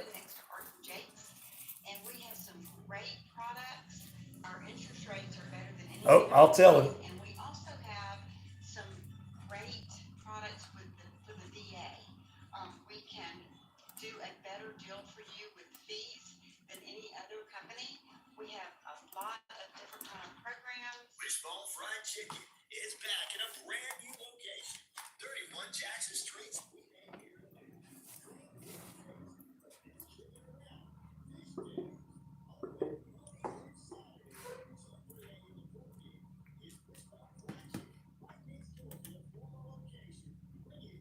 Chicken around.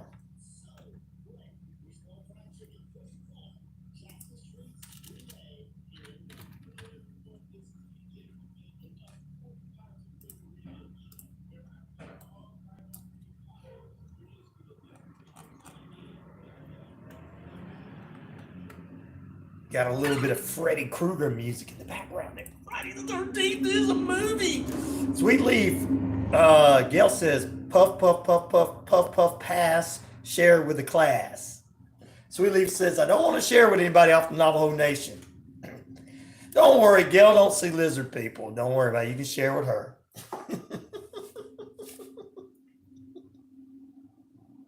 She's not one of those. He said, all right, well, I'll share then. Bob says, not before you give it to me over here, buddy. Oh, God, what are you guys talking about? It's over my head. I don't do anything, so I don't know. Pieces laugh out loud.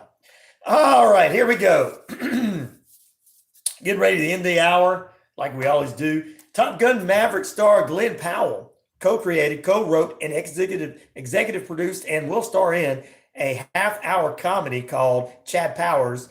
It's going to be about a hotshot college football player by the name of Ross Holiday who messes up his career and has to disguise himself as Chad Powell and goes to a lower level school to become a football star. That is coming out on Netflix. Can't wait to see it.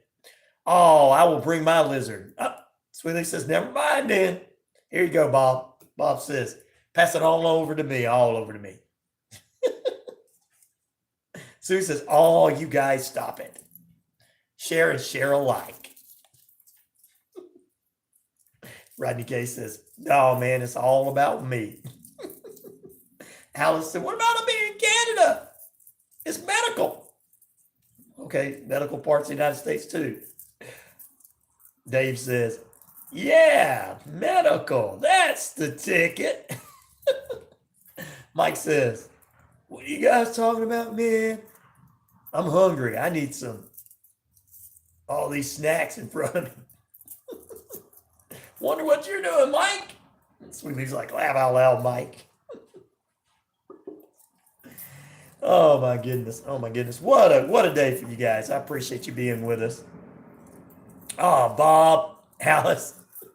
Bob, Pat, puff, puff, pass to Alice. Alice says it's medical there, so. Or to say Alice, not Allison. Alice says it is. Sorry about that. If I said Allison. Oh, let's see what we got here. I think I got everything needed to be talked about this morning. Yep, we got all that in. We got all of that in. We got it all in. Tomorrow is all in. It's Weird Wednesday. And we're going to have Horrifying History's very own Brenda Gaskey will join us in the final period. We're going to talk about broken hearts again, since it is the month of February and we're in the month of February with more broken hearts. So we'll have that in Horrifying History 101. Get your pens and papers ready for tomorrow's show. Great show today, as always. You're saying bye to everybody. She's saying bye to Cher, Pete, and everybody. Don't leave yet, Gail. We're not getting off yet. I'm just telling you what's happening tomorrow. You're just like, I'm on. Get out. I ain't got time for you tomorrow. I got to go make these cherry pies and cherry cobbler. Don't have time to mess with you. Shoot, Ryan, I got to go cook my eggs and my bacon grease. I'm just picking. Eggs and bacon grease, that's what Grandma used to make. Anyway, I'm trying to get you back hungry again, Pete. So you go, good. You go to your boss. Look, I got to take an early lunch. I got to get me an egg sandwich. Is it coffee and donuts or just coffee? I can't see. I know it's coffee. Oh, you got to have some coffee. Well, you guys should have had your coffee. You should have had your Red Bulls. You should have had your iced coffee. You should have had your, your moonshine, whatever you needed to wake you up already. It's almost 10 a.m. Eastern Standard Time, 9 Central, probably 8 in the morning Mountain Time, 7 on the West Coast. Wow. They're just now getting their coffee. I'm done with my coffee. Sweet Lee says, we got coffee. Sweet Lee says, we got coffee and other things that's waking us up. Oh, yeah, and Ryan.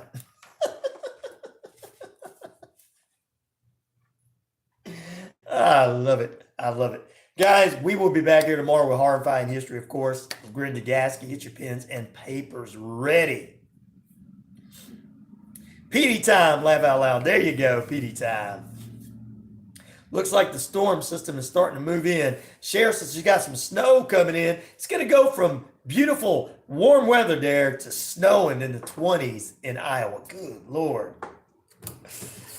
I guess that gopher did lie to you over there. We got rain in the forecast later the weekend in Atlanta area. Oh gosh, I guess it's supposed to get cold one more time before this weekend. I hope not. It was warm last night. It was feeling good last night. Cool weather. Got up this morning. Didn't even have to wear my jacket. I was so ecstatic. You have a great rest of your day and stay safe too, Cher. I was so ecstatic about that. All right, stay tuned for last hour broadcast with Deborah Harris, sponsored by Noonan City Church, 17 First Avenue here in the Metro Atlanta area in Noonan. We follow that up with another new episode of Connecting Hearts Network with Margie Conway, sponsored by Pia Payne, Warrior Defenders. Also brought to you by Killensworth Realty, Family Patterns Matter, and Ellensworth Insurance, bringing you that full hour of nonstop fun for our good friend, Connecting Hearts Radio Network. That's all coming up in the final 11 to noon. And then the best sports roundup in the business, 12 to 5 today, 12 to 2. The Rod Peterson Show, the NHL show. That's right, Atlanta's NHL show. And we want to thank you guys for participating yesterday on names for NHL teams for Atlanta's team. I sent them to Rod, and he announced them on his show. And he even announced, he said yours, Pete, Red Wolves, was his favorite one. So, and somebody else come up with Wolf Den, which was cool. But I tell you what, we thank everybody for being with us. 2 to 3 is the Sports Beat Richard Holdridge. 3 to 5 is Braves Country Radio as they get ready for more Braves baseball spring training. It's all coming up for you this morning. And hopefully we can get our stuff back to normal. You guys have a great rest of your day. Remember, be kind to one another. Be good to one another. Treat one another with the utmost respect. Because without respect, we don't have anything. Be good to one another. Peace, love, respect. I am out of here. Tomorrow's edition of the RyanORadio Penitentiary. We're going to get weird with you. No, not in that way. Weird like in scary. Back in a moment. That would be scary, wouldn't it, if we got weird? No, never mind.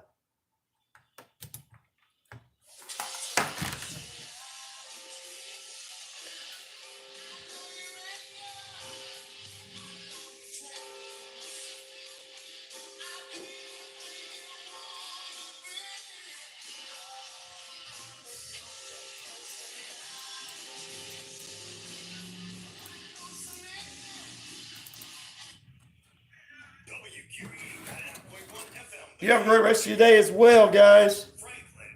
Peace, love, respect.